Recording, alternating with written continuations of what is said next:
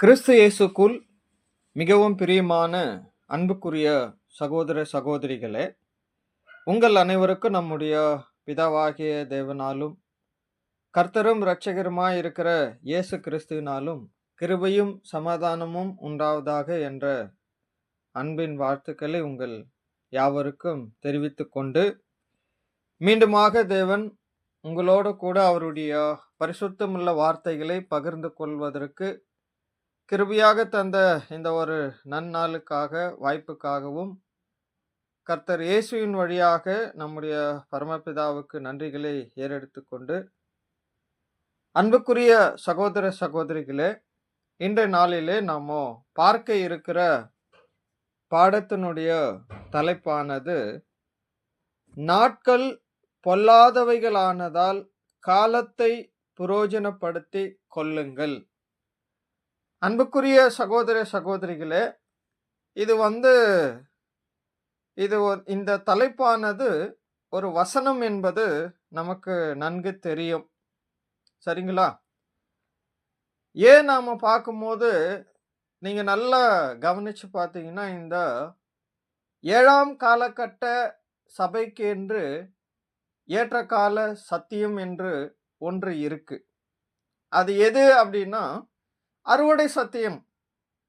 அது நமக்கு கர்த்தர் இயேசு 2ஆம் பிரசன்னத்துல வந்த பிற்பாடு 7ஆம் தூதன் மூலமாக கொடுக்கப்பட்ட சத்தியமே 7ஆம் காலகட்ட சபைக்கு ஏற்ற கால சத்தியமாக அங்க இருக்கு.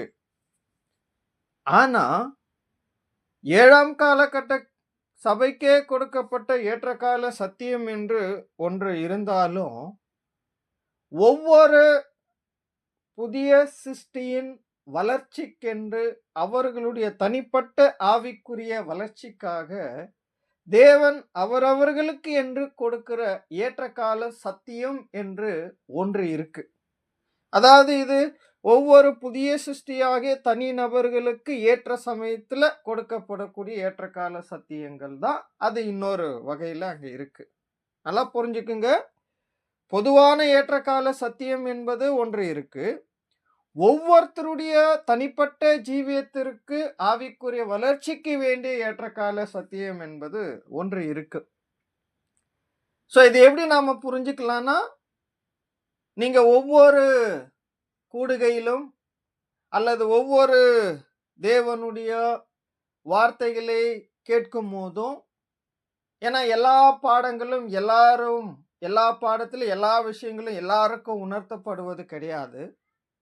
அவரவர்கள் தேவனுடைய வார்த்தைகளை கேட்கும் போதோ படிக்கும் போதோ பேசும் போதோ அவ்வப்போது அவர்கள் அந்த நேரத்தில் அந்த தேவனுடைய வார்த்தைகளை கேட்கும் போது அவர்களுடைய தற்போதைய இருதயத்தின் நிலை அல்லது அவர்களுடைய நடத்தை அல்லது அவர்களுடைய மனநிலை எவ்வனமாக இருக்கு என்பதை தேவனுடைய வார்த்தைகள் சீர்தூக்கி காண்பிக்கிற அந்த சமயத்தில் வெளிப்படுற சத்தியங்கள் தான் அவரவர்களுக்கு வேண்டிய ஏற்ற கால சத்தியமாக அங்க இருக்கு. ஆனா அந்த வகையில சகோதர சகோதரிகளே, ஸோ நாம பார்க்க போற இந்த ஒரு பாடம் கூட நம்முடைய தனிப்பட்ட இந்த ஒரு கடைசி காலத்துல நம்முடைய ஆவிக்குரிய வளர்ச்சியின் நிலையில நம்முடைய வாழ்க்கை முறைமைகள் எவ்வனமாக இருக்கு என்பதை தான் இன்னைக்கு பார்க்க போறோம். மீண்டுமாக பாடத்தினுடைய தலைப்பை நாம நினைவுபடுத்தும் போது, நாட்கள் பொல்லாதவைகளானதால் காலத்தை பிரயோஜனப்படுத்தி கொள்ளுங்கள். இதற்கு நாம ஆதாரமாக எடுத்துக்கொள்ளக்கூடிய வசனம் அப்போஸ்தலனாகிய பவுல் எபேசியருக்கு எழுதின நிருபம் 5ஆம் அதிகாரம் 15 மற்றும் 16ஆம் வசனத்தை நாம வாசிக்கலாம். இந்த வசனமானது நமக்கு திருவிலியம் வேதத்திலிருந்து நாம வாசிக்கிறோம். ஆகையால் உங்கள் நடத்தையை பற்றி மிகவும் கருத்தாயிருங்கள். ஞானமற்றவர்களாய் வாழாமல் ஞானத்தோடு வாழுங்கள். இந்த நாள்கள் பொல்லாதவை, ஆகவே காலத்தை முற்றும் பயன்படுத்துங்கள். ஆக சகோதர சகோதரிகளே, பாருங்க, இந்த வசனங்களை நாம கவனிக்கும் போது, ஆகையால் உங்கள் நடத்தை பற்றி மிகவும் கருத்தாயிருங்கள். அதாவது இந்த தற்காலத்துல இப்போ வாழ்ந்து கொண்டிருக்கிற புதிய சிருஷ்டிகள், இந்த ஒரு 2ஆம் உலகத்தினுடைய முடிவு நெருங்கக்கூடிய காலத்துல வாழ்ந்து கொண்டிருக்கிற நாமும், ரொம்ப கருத்தாய், அதாவது ரொம்ப கவனமாய் இருக்க வேண்டியது அங்க இருக்குன்னு சொல்றாரு. அதே சமயத்துல என்ன சொல்றாருன்னா, ஞானமற்றவர்களாய் வாழாமல் ஞானத்தோட வாழுங்கள். அப்போ இது ஒரு ஞானமற்ற ஞானமற்றவர்களைப் போல இல்லாமல், நம்முடைய உடன்படிக்கையின் வாழ்க்கையை நிறைவேற்றக்கூடிய விஷயத்துல நாம கொஞ்சம் ஞானமாக நடந்து கொள்ள வேண்டும் என்று அங்க சுட்டி காண்பிக்கிறார். ஆக சகோதர சகோதரிகளே, அது மாத்திரமல்ல, இந்த நாள்கள் பொல்லாதவை. ஆகவே காலத்தை முற்றும் பயன்படுத்துங்கள் அப்படிங்கிறத நாம பார்க்கிறோம். ஒருவேளை உங்களுக்கு வாய்ப்பு கிடைச்ச இந்த வசனத்தின் மேல, இந்த 2 வசனத்தின் மீது சகோதரர் ரசல் அவர்களுடைய கமெண்ட்ரிஸ் போயிட்டு நீங்க ஸ்டடி பண்ணலாம். ஏன்னா சகோதரர் நிறைய விஷயங்களை சொல்றார். ஸோ அதை தான் நம்ம பாடத்துல அங்க பார்த்துட்டு வரப்போறோம். அதுல என்ன சொல்லுவாருன்னா, இந்த காலம் ரொம்ப பொல்லாதது. ஏன்னா பொதுவா நீங்க கவனிச்சீங்கன்னா, ஒட்டுமொத்தமா இந்த 6000 வருட காலமும் சாத்தானிடத்தில் தான் தேவன் அனுமதிச்சிருக்கிறாங்க. ஆனா இந்த காலம், ஏன்னா சாத்தானுடைய வீரியம் அதிகமாக செயல்படக்கூடிய இந்த ஒரு காலமாக இருக்கு. அப்படி இருக்கும்போது அப்போஸ்தலன் பவுலினுடைய ஒரு ஞானமான ஆலோசனை இது, இல்லைங்களா? ஏன்னா அப்போஸ்தலன் பவுல் வாழ்ந்துட்டு இருந்த காலங்கள்ல கூட ஒரு ஒரு என்ன சொல்லலாம், ஒரு கொடிதான சூழ்நிலைகள் அங்கே இருந்துச்சு. என்ன சொல்லிட்டா, அவர் எபேசியருக்கு இந்த நிருபம் எழுதும்போது, எபேசு பட்டணத்துல கூட ஒரு கொடிய என்ன சொல்ல, சாத்தானுடைய தீமையின் மிகுந்த ஒரு சூழல் அந்த பட்டணத்துல அங்க இருந்தது. ஸோ அதனால அங்க இருக்கிற பரிசுத்தவான்களுக்கு அவர் எழுதின ஒரு விஷயத்தை தான் நம்ம பார்க்கிறோம். பட் ஆனா எப்படி நீங்க நல்லா கவனிச்சீங்கன்னா, முதல் காலகட்ட சபை எப்படிப்பட்ட அனுபவங்களை கடந்து வந்ததோ, அதே போலதான் இறுதி காலகட்ட சபையினுடைய அனுபவங்களும் அங்க காணப்படும். ஸோ இது சகோதரர் ரசல் அவர்களே இந்த விஷயத்தை மேற்கோள் காட்டுறாங்க. அதாவது அந்த முதல் காலகட்ட சபையினுடைய அனுபவங்கள் எப்படி கடந்துச்சோ, அதே போலதான் இறுதி காலகட்ட சபையினுடைய அனுபவங்கள் அங்க இருக்கும் அப்படிங்கிறத சொல்றார். அப்படி இருக்கும்போது சகோதர சகோதரிகளே, அப்போஸ்தலன் பவுலினுடைய இந்த அருமையான ஆலோசனை என்னன்னா, நம்முடைய அர்ப்பணிக்கப்பட்ட நேரத்தை, ஏன்னா பாருங்க, அர்ப்பணிக்கப்பட்ட நேரத்தை அப்படின் போது, ஏன்னா புதிய சிருஷ்டிகளுக்கு என்று ஒரு தனிப்பட்ட நேரமோ காலமோ தேவன் கொடுக்கல. அதாவது புதிய சிருஷ்டி அது மாம்சத்துல ஆவியிலே ஜெனிப்பிக்கப்பட்டு, அது வளர்ச்சி அடைந்து முதிர்ச்சி அடைந்து, அது முதலாம் உயிர்த்தெழுதல் அடைந்து தேவனிடத்துல போய் சேருவதற்கென்று ஒரு தனிப்பட்ட நேரத்தையோ காலத்தையோ அவர் கொடுக்கல. மாறாக தேவன் என்ன செய்துட்டாங்க அப்படின்னா, இந்த விழுந்து போன மாம்சத்துக்குள்ள அந்த புதிய சிருஷ்டியை அவர் ஜெனிப்பித்து, அந்த மாம்சத்தினுடைய நியாயமான அதனுடைய உரிமைகள்ல ஒன்றா இருக்கிற அதனுடைய நேரத்தை புதிய சிருஷ்டிகள் தன் வசம் எடுத்துக்கொண்டு, அவர்களுடைய வளர்ச்சியை மாம்சத்தின் நேரத்தை எடுத்துக்கொண்டு அவர்கள் வளர்த்து கொள்ளணும். ஏன்னா எல்லாமே தேவன் எப்படி வச்சிருக்கிறாங்கன்னா, இந்த மாம்சத்தினுடைய உரிய நியாயமான உரிமைகளை எடுத்து தான் இந்த புதிய சிருஷ்டியினுடைய வளர்ச்சியை அதை எடுத்து கொள்ளணும் தான் தேவன் வச்சிருக்கிறார். அப்போ நாம அர்ப்பணித்த அந்த அர்ப்பணிப்புல நம்முடைய நேரம் என்பது அங்க அதுலயே அர்ப்பணிப்புல கொடுக்கப்பட்டிருக்கு அன்புக்குரிய சகோதர சகோதரிகளே. அப்போ இந்த நேரம் அப்படின்னு எடுத்துட்டா நாம என்ன சொல்லலாம், டைம் கூட எடுத்துக்கலாம். இல்லை 1 மணி நேரம் அந்த மாதிரி டைம், அல்லது நாட்கள், அல்லது வருடங்கள், அல்லது தேவன் நமக்கு இந்த புதிய சிருஷ்டியினுடைய வளர்ச்சிக்கு என்று கொடுக்கப்பட்டிருக்கிற காலப்பகுதிகள். ஆனா நமக்கு தெரியாது நாம எப்போ இந்த ஓட்டத்தை முடிப்போம் அப்படின்னு. பட் தேவனுக்கு தெரியும் யார் யாரு இந்த ஓட்டத்தை எப்போ முடிப்பாங்க, இந்த அர்ப்பணிக்கப்பட்ட வாழ்க்கைக்குள்ள வந்து யார் யாரு இந்த அர்ப்பணிப்பை நிறைவேற்றாமல் போவாங்க என்பது அவருக்கு நன்கு தெரியும். சரிங்களா?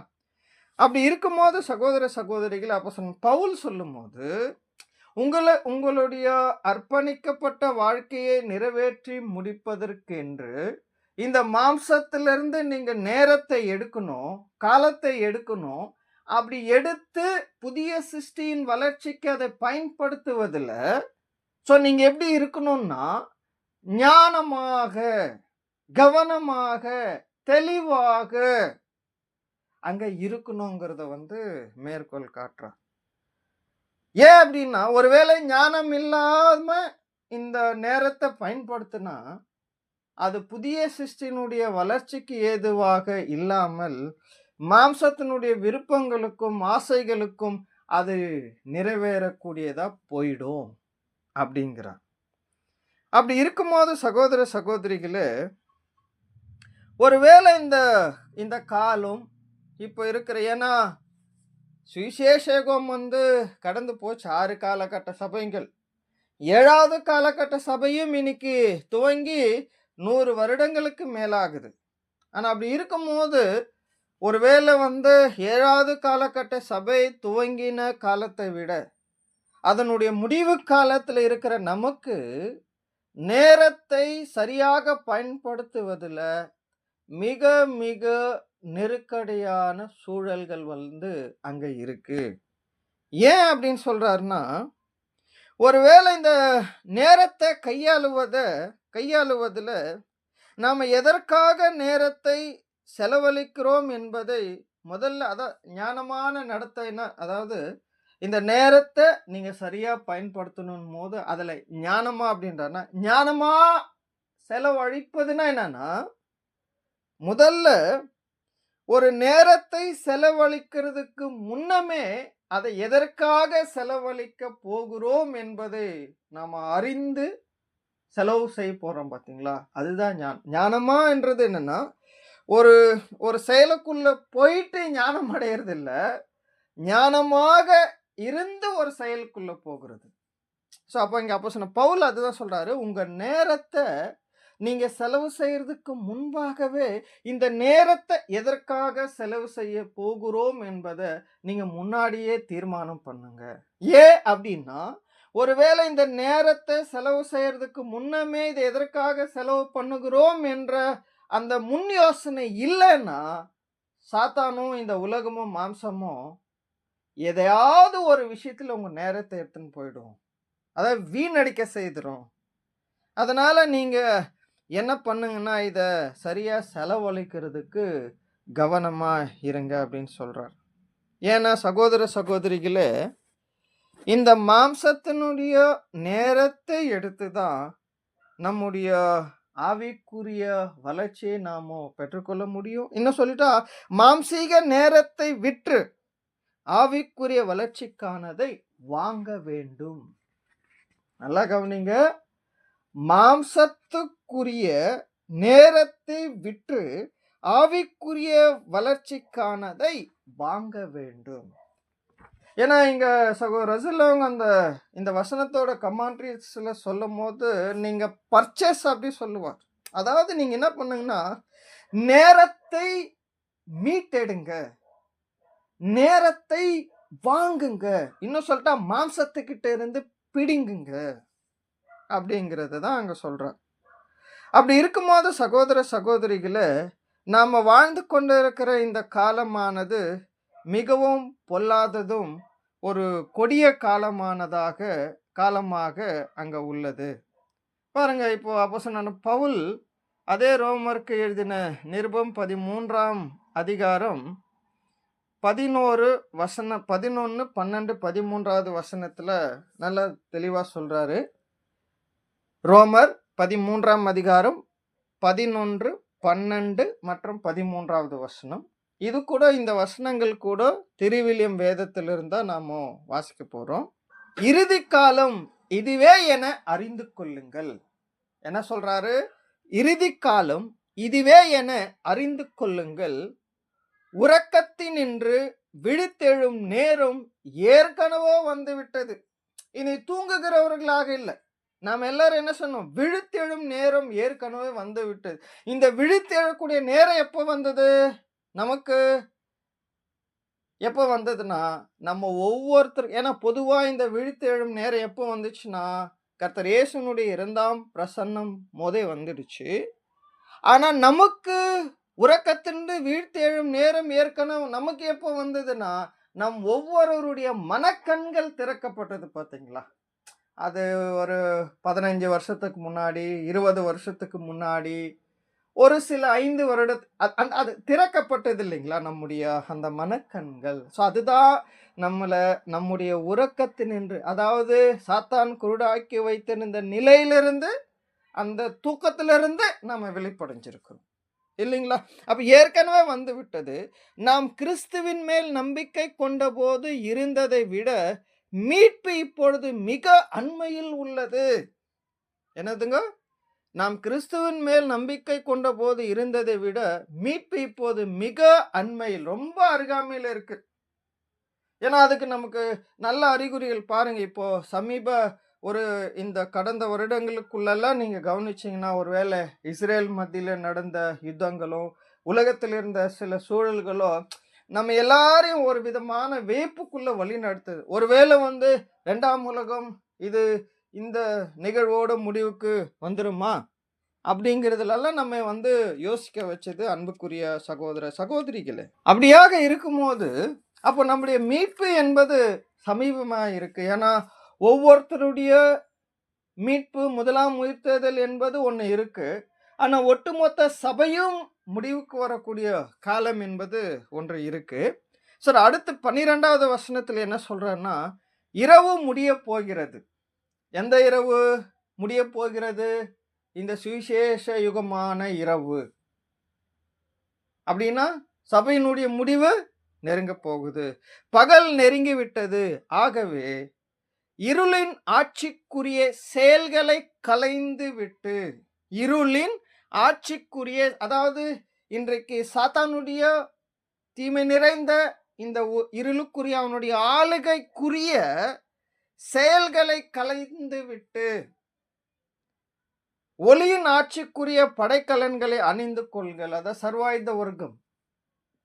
ஒளியின் ஆட்சிக்குரிய, ஏன்னா இப்ப நாம ஒளியின் ஆட்சிக்குள்ளதான் இருக்கிறோம். ஏன் அப்படின்னா, கர்த்தர் இயேசுவினுடைய 2ஆம் பிரசன்னத்துல, அவருடைய மகிமையான ஆட்சிக்குள்ள நாம அங்க இருக்கோம் சகோதர சகோதரிகளே. அடுத்து 13ல சொல்றாரு, பகலில் நடப்பது போல மதிப்போடு நடந்து கொள்வோமாக. களியாட்டம், குடிவெறி, கூடா ஒழுக்கம், காமவெறி, சண்டை சச்சரவு ஆகியவற்றை தவிர்ப்போமாக. ஏன் அப்படின்னா, இந்த 13ஆம் வசனத்துல கோடிட்டு காண்பிக்கிற களியாட்டம், குடிவெறி, கூடா ஒழுக்கம் இல்லைங்களா? கூடா ஒழுக்கம், காமவெறி, சண்டை சச்சரவு ஆகியவற்றை தவிர்ப்போமாக. காரணம் இதெல்லாம் என்னன்னா, இருளின் ஆட்சிக்குரிய செயல்கள் இல்லையா? ஏன்னா சகோதர சகோதரிகளே, இது ஏற்கனவே எபேசியர்ல கொடுத்த வசனங்களை அப்போஸ்தலன் பவுல் மேற்கோள் காட்டுறாங்க. 2வது இங்க ரோமருக்கு எழுதின நிருபத்திலும் இந்த வசனங்களை அவர் மேற்கோள் காட்டுறார். ஏன்னா சகோதர சகோதரிகளே, இந்த காலம் சாத்தானுடைய பூமிக்குரிய ராஜ்யத்தினுடைய முடிவு காலமாக இருக்கு. ஏன்னா சாத்தான் என்ன செய்யறவரானா, ஏன்னா சாத்தானுக்கு இனி காலம் அதிகமா கொடுக்கப்பட போறது இல்லை. ஏன்னா தேவன் அனுமதித்த காலம் இன்னும் வெகு விரைவில் சாத்தானுக்கு அது முற்றும் அது நிறுத்தப்பட போகுது. சாத்தான் கிட்ட இருந்து முழுவதுமா அது எடுக்கப்பட போகுது. ஏன்னா மகிமையின் ராஜா வந்திருந்து இப்ப சாத்தான் இடத்துல இருக்கிற எல்லா அதிகாரத்தையும் அவர் என்ன செஞ்சுட்டு இருக்கிறார்? பரிகரித்து கொண்டே இருக்கிறார். அப்படி இருக்கும் போது சாத்தான் அவர் கையில இருக்கிற இந்த பூமிக்குரிய ஆட்சி முற்றிலும் பிடுங்கப்பட போகுது என்று அவர் அறியும் போது, தனக்கு இருக்கிற இந்த கொஞ்ச காலத்தை அவர் என்ன செய்வார் அப்படின்னா, மிகவும் தந்திரமாகவும் கொடிதாகவும் அவர் இந்த காலத்தை கொண்டு போகிறதுக்கு அங்க முயற்சிப்பார். ஏன்னா சகோதர சகோதரிகளே, சாத்தான் தனக்கு கொஞ்ச காலம்தான் இருக்குது அப்படின்னும்போது, அப்போ அவருடைய செயல்களையும், அவருடைய வேலைகளையும் அல்லது தீமையினுடைய காரியங்களையும் அவர் வந்து மிகவும் வேகப்படுத்துவதும், அதிகரிப்பதும் வந்து அங்க செய்வார். என்ன சொல்லிட்டா, நம்முடைய உடன்படிக்கையை நிறைவேற்றுவதற்கென்று மாம்சத்திடமிருந்து எடுக்கப்பட வேண்டிய நேரத்தை எப்படியாவது சீர்குலைய செய்வதற்கு சாத்தான் ரொம்ப தந்திரமா வேலை செய்வார். ஏன்னா சாத்தானுடைய நோக்கம் என்னன்னா, தேவனுடைய தெய்வீக திட்டத்தில் மிக ஒரு உயர்ந்த நிலையை அடைய போவதும், அந்த நிலையை அடைந்து இந்த உலகத்துக்கான ஆசீர்வாதத்தை கொண்டு போக ஆசீர்வாதத்தை கொண்டு வருவதும் தேவன் சபை கையிலும் கர்த்தர் கையிலும் கொடுத்திருக்கும்போது, இப்போ தலை உயிர்த்தெழுந்துட்டார். அநேக சரீர அங்கங்கள் உயிர்த்தெழுந்த கர்த்தருடைய சரீரத்தில் இணைஞ்சுட்டாங்க. மீதி இருக்கிற அங்கங்கள் போய் சேர்ந்துட்டாங்கன்னா, சாத்தானுடைய ராஜ்யத்துக்கு முடிவு வந்துரும். அதே போல தேவனுடைய திட்டத்தினுடைய செயல்கள் நிறைவேற ஆரம்பிக்கும். ஆனா அந்த திட்டங்கள் தாமதப்படுத்தவும், அது நிறைவேறாமல் தடுக்கவும் தான் சாத்தானுடைய முயற்சி. இன்னைக்கு புதிய சிருஷ்டிகள் மேல அவனுடைய டார்கெட் இருக்கு. ஆனாலும் தேவன் குறித்த காலத்தில் எல்லாத்தையும் நிறைவேற்றி முடிப்பார். இருந்தாலும் சாத்தான் அந்த முயற்சிகள் வந்து எடுப்பாரு சகோதர சகோதரிகளே. அதே சொல்றாரு பாருங்க. அப்போஸ்தலனாகிய பேதுரு சொல்லும்போது 1 பேதுரு 5ஆம் அதிகாரம் 8ஆம் வசனத்துல அங்க சொல்றாரு. என்ன சொல்றாருன்னா பாருங்க, இதையும் திருவிழியம் வேதத்தில் தான் வாசிக்கிறோம். அறிவு தெளிவோடு விழிப்பாயிருங்கள். உங்கள் எதிரியாகிய அலகை யாரை விழுங்கலாம் என கர்ஜிக்கும் சிங்கம் போல தேடி திரிகிறது. அசையாத நம்பிக்கை கொண்டவர்களாய் அதனை எதிர்த்து நில்லுங்கள். உலகெங்கிலும் உள்ள உங்கள் சகோதரர் சகோதரிகள் உங்களைப் போல துன்பங்களுக்கு உள்ளாகிறார்கள் என்பதை நீங்கள் அறிந்திருக்கிறீர்கள் அல்லவா? அப்ப பாருங்க, எவனை விழுங்கலாமா என்று கர்ஜிக்கிற சிங்கம் போல வந்து சாத்தான் வந்து அங்க இருக்கிறார் சகோதர சகோதரிகளே. அப்ப இந்த ஒரு கொடிதான இந்த காலத்துல இருக்கும்போது நாம ரொம்ப ஞானமாக நேரத்தை செலவிட வேண்டும் என்று அங்க அப்போஸ்தலனாக பவுல் வந்து அங்க மேற்கோள் காட்டுறார். அன்புக்குரிய சகோதர சகோதரிகளே, பாருங்க, இன்னைக்கு ஒருவேளை இந்த கொடிதான காலம், இந்த ஒரு காலம் எப்படிப்பட்டதா இன்னும் இருக்குன்னா, இன்றைய காலகட்டத்தில் உண்மையான கிறிஸ்தவனுடைய பாதை வந்து மிக மிக நெருக்கமாக இருக்கிறபடியால், ஏன்னா சகோதரங்க மேற்கோள் காட்டும் போது இந்த காலகட்டம் உண்மை கிறிஸ்தவர்களுக்கு மிக மிக நெருக்கமானதாக, அழுத்தமானதாக, இறுக்கமானதாக காணப்படும். ஏன் அப்படின்னா, இந்த இந்த காலம் மிக நெருக்கமானதாக இருக்கிறபடியால் அது பலவிதமான சோதனைகளினாலும், பாருங்க எந்த வகையில நெருக்கம் அப்படி சொல்றேன்னா, பலவிதமான சோதனைகளினாலும், படுகுழிகளினாலும், சாத்தானுடைய சூழ்ச்சிகளினாலும் வெகுவாய் நிறைந்துள்ளபடியால் நமக்கு அசம்பாவிதங்கள் நடைபெறுவதற்கான மாபெரும் ஆபத்து உள்ளது. பாருங்க, இங்க யாரும் நம்ம என்ன சொல்லிக்க முடியாது அப்படின்னா, நமக்கு ஒருவேளை இன்றைக்கு இந்த சத்திய வெளிச்சத்துல இருக்கக்கூடிய யார் ஒருவரும் என்ன சொல்ல முடியாத அளவுக்கு இந்த காலம் இருக்குன்னா, நான் எந்த விதமான பலவீனத்திலையோ, பாவத்திலையோ, சாத்தானுடைய சூழ்ச்சியிலோ, மாம்சத்தினுடைய பலவீனத்திலையோ எது ஒன்றிலும் நான் விழாமல் இருப்பேன் அப்படிங்கிறதுக்கு இங்க வாய்ப்புகள் இல்லை. ஏன்னா சகோதர சகோதரிகளே, நாம நினைச்சியும் நாம சிந்தித்தும் பார்க்காத அளவுக்கு நமக்கு மத்தியில அநேகருடைய வீழ்ச்சிகள் இன்னும் வருங்காலங்களிலும் நடக்கும். ஏன் சொல்றாருன்னா, அதான் சொல்வாரு, உன் வலது பக்கத்திலும் இடது பக்கத்திலும் விழுவார்கள், அது உன்னை சேதப்படுத்தாது. பாருங்க, எத்தனையோ பேர் நமக்கு மத்தியில விழுந்தாலும் அவர்களுடைய விழுகை என்பது சபையாக கர்த்தருடைய சரீரத்தில் அங்கமாக போறாரு பாத்தீங்களா, ஓடிட்டு இருக்கிறார் பார், அவர் அது எந்த வகையிலும் பாதிக்காது. அதுதான் அது இந்த விழுதல், மற்றவர்களுடைய விழுதல் இவர்களை ஒருபோதும் பாதிக்காது. அப்படின்னா என்ன அர்த்தம்னா, விழுதல் அதிகமா நடக்கும். நாம நினைச்சுக்கலாம் எல்லாம் பலவான்களா இருக்கிறாங்களே, நாமெல்லாம் பலவான் சொல்ல முடியாது. எந்த நேரத்துல, எந்த சமயத்துல, எந்த இடத்துல நம்முடைய விழுகை நடக்கும் என்பது நமக்கே தெளிவா தெரியாது. அதனால தான் அப்போஸ்தலனாகிய பவுல் சொல்றாரு, நீங்க ஞானமா நடந்துக்குங்க. சரிங்களா? அப்படி சொல்லும்போது அடுத்து என்ன ஒரு விஷயத்த சொல்றாருன்னா, பாருங்க, பலவிதமான சோதனைகள், அசம்பாவிதங்கள், இன்னும் சொல்லட்டா படுகுழிகள். ஆக்சுவலா இங்க இங்க பிரதர் வந்து இங்க சொல்ற ஒரு விஷயங்கள நீங்க எதுக்கு நல்லா கம்பேர் பண்ணி பார்க்கலான்னா, எப்படி சில சமயங்கள்ல ஒரு எதிரி நாட்டுக்குள்ள இன்னொரு நாட்டார் பிரவேசிக்கும்போது, அந்த ஊரினுடைய எல்லைப் பகுதிகளுக்குள்ள என்ன செய்வார்ன்னா, கண்ணி வெடிகள் வந்து வச்சிருப்பாங்க. கண்ணி வெடிகள் இருக்கும், சில படுகுழிகள் இருக்கும், சில வலைகள் இருக்கும், இல்லைங்களா? அப்படின்னா ஒரு சைலன்ட்டா இருக்கும். ஆனா, அமைதியான சூழலாச்சேன்னு இவங்க போனாங்கன்னா, அங்கருந்து சில என்ன சொல்லலாம், சில ஆயுதங்கள் புறப்பட்டு இவங்க மேல வந்து விழும். சில குண்டுகள் பாயும். சில சமயங்கள்ல கண்ணி வெடிகள் மேல் கால்கள் வச்சுருவாங்க. சில படுகுழிகள்ல விழுந்துருவாங்க. இது எல்லாமே இவங்க என்னதான் விழிப்பா போனா கூட, அந்த எதிரியானவன் எந்தெந்த ஆயுதங்களினால அவங்கள தாக்க முடியுமோ, அவங்கள கொல்ல முடியுமோ, அல்லது அழிக்க முடியுமோ, அதுதான் சாத்தானோட நோக்கம் என்னன்னா, நம்முடைய புதிய சிருஷ்டியின் வாழ்க்கைய எப்படியாவது அழிச்சு போட்டுடணும். அதுக்கு என்னென்ன செய்ய முடியுமோ அத்தனையும் அவர் செய்வார்.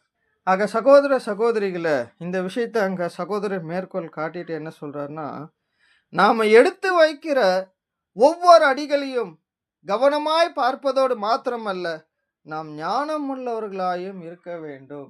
ஒவ்வொரு அடிகள், அது என்ன அடிகளு? இந்த உலக வாழ்க்கைக்காக நாம் எடுக்கிற முடிவுகளோ, இல்ல ஆவிக்குரிய வாழ்க்கையில நாம எடுக்கிற முடிவுகளோ, அதுதான் நம்முடைய அடிகள். இப்ப நம்ம என்ன அடிகள்னா என்னன்னா, அடுத்து இன்னொரு ஸ்டெப்பு முன்ன போகிறதும் அடிகள் எடுத்து வைக்க. அது மாரி நம்முடைய வாழ்க்கையில புது சிருஷ்டிகளுடைய வளர்ச்சிக்கு ஏதுவான இந்த ஆவிக்குரிய வாழ்க்கையில, நம்ம ஒவ்வொரு விஷயத்திலும் பிணைக்கப்பட்டிருக்கிறோம். இல்லைங்களா? உலக வாழ்க்கை, இன்னொன்னு ஆவிக்குரிய வாழ்க்கை. இது 2த்திலும் நாம எடுக்கிற முடிவுகள்ல நம்ம ஞானமா இருக்கணுங்கிறத மேற்கோள் காட்டுறாங்க. சரிங்களா? சரி, அப்படி இருக்கும்போது சகோதர சகோதரிகளே, இது வந்து பாருங்க, பூமியில் உள்ள, அதாவது இன்னைக்கு நம்மை சுற்றி இருக்கிற சக சிருஷ்டிகள், அதாவது சக மனுஷர்கள், சரிங்களா? ஸோ அவர்கள் வந்து அவர்களை காட்டிலும் மிக ஞானம் உள்ளவர்களாக நாம் நடந்து கொள்ள வேண்டியது மிக மிக அவசியமாக இருக்கு, அன்புக்குரிய சகோதர சகோதரிகளே. பாருங்க, எல்லாமே வந்து அந்தந்த தேவன் கொடுக்கிற அந்த காலத்துக்குள்ளவே, அவர் நிர்ணயிக்கிற காலத்துக்குள்ளவே எல்லா விஷயங்களும் வந்து நிறைவுக்கு வருது, அன்புக்குரிய சகோதர சகோதரிகளே. பாருங்க, ஒரு வசனங்கள் பாருங்க, கலாத்தியர் 4ஆம் அதிகாரம் 5ஆம் வசனம் பார்க்கும்போது, காலம் நிறைவேறின போது ஸ்திரீனிடத்தில் பிறந்தவரும் நியாயப்பிரமாணத்திற்கு கீழானவருமாகிய தம்முடைய குமாரனை தேவன் அனுப்பினார். இதுல இருந்து என்ன சொல்றாருன்னா, தேவன் அந்தந்த அதினதின் காலத்துல எது எது நடக்கணுமோ, எது எது செய்யணுமோ அதை நேர்த்தியா செய்யறார். கர்த்தர் இயேசுனுடைய பிறப்பு கூட எந்த காலத்துல, எந்த சமயத்துல, எந்த சூழல்ல, அதுவும் யார் மூலம் பிறக்கணும் என்பதை அவர் ஒரு நேரத்தை குறிச்சாரோ அந்த நேரத்துல சரியா செய்து முடிக்கிறார். அது மாதிரிதான் சகோதர சகோதரிகளே, நாம கூட நம்முடைய இந்த புது சிருஷ்டியின் இந்த ஓட்டத்தை, அல்லது இந்த புதிய சிருஷ்டியினுடைய வளர்ச்சியை மாம்சத்துல நிறைவடை செய்வதில் நமக்கு என்ன நாம சொல்லிக்க முடியாது, நமக்கு இன்னும் அநேக காலங்கள் இருக்கு, அந்த மாதிரி கிடையாது. ஒருவேளை நம்முடைய ஓட்டத்தை எவ்வளவு சீக்கிரம் முடியுமோ அவ்வளவு சீக்கிரம் முடிக்கணுங்கிறது தான் தேவ சித்தம். ஆனா நம்முடைய பலவீனங்கள்னாலும், நம்முடைய குறைகள்னாலும், நம்முடைய ஞானமற்ற நடத்தையினாலும் தான் இந்த காலம் இன்னும் ஏற்கனவே பல வருடங்களை கடந்துச்சு. பாருங்க, இன்னைக்கு தமிழ்நாடு முழுவதும், உலகம் முழுசும் எப்படி நமக்கு தெரியாது, பட் தமிழ்நாடு முழுசும் பார்த்தீங்கன்னா கிட்டத்தட்ட 20, 15 இவ்வளோ வருடங்களை, 20 வருடங்களை எல்லாம் கடந்தவங்க நம்ம மத்தியில் இருக்கிறாங்க. 15 வருடங்களை கடந்தவங்கள இன்னும் எவ்வளோ வருடங்கள் வேணும்? யோசிச்சு பாருங்க சகோதர சகோதரிகளே. அப்போ என்ன சொல்றாருன்னா, இன்றைய காலம் தேவனுடைய ஜனங்களுக்கு சோதனை மற்றும் பரீட்சையின் காலமாக இருக்கிறபடியால் விழித்திருந்து சோதனைக்கு உட்படாதபடிக்கு ஜெபம் பண்ண வேண்டும் என்ற ஒரு விஷயங்களை கூட அங்க மேற்கோள் காட்டுறார். ஏன்னா சகோதர சகோதரிகளே, அதாவது சோதனை என்பது ஒன்று இருக்கு. ஆனா அந்த சோதனைகள்ல தேவனுக்கு உண்மை உள்ளவர்களாக நின்னு காமிக்கிறோம் பார்த்தீங்களா? அது பரீட்சையாக இருக்கு. ஏன்னா, இன்னைக்கு நம்முடைய வாழ்க்கையில நாம சந்திக்கிற சின்ன சின்ன சோதனைகளிலே சோர்ந்து போகிறோம் இல்லைங்களா? ஆனா உண்மை என்னன்னா, இப்ப நாம சந்திக்கிற இந்த சோதனையெல்லாம் என்ன இல்ல, இது சோதனையே கிடையாது. காரணம் என்னன்னா, நாம எப்போ இந்த மாம்சத்துல பரிபூரண அன்ப அடைந்து நிற்கிறோமோ, அன்னைக்கு தான் தேவன் நம்மை சோதிப்பதற்கு நாம தகுதி உள்ளவர்களா நிற்போம். அப்போ இங்க அவர் சொல்ற அந்த ஒரு சோதனைகள்ல, பரீட்சைகள்னும்போது, அந்த இறுதியாக பரிபூரண அன்ப அடைந்த பிற்பாடு வரப்போகுது இல்லைங்களா அந்த சோதனை. அந்த சோதனையில, அந்த பரிபூரண அன்பில நிலை நின்று உண்மையாக தேவனுக்கு நிரூபிச்சு காமிக்கிறார் இல்லைங்களா? அந்த பரீட்சையில நாம ஜெயம் கொள்ளணும்.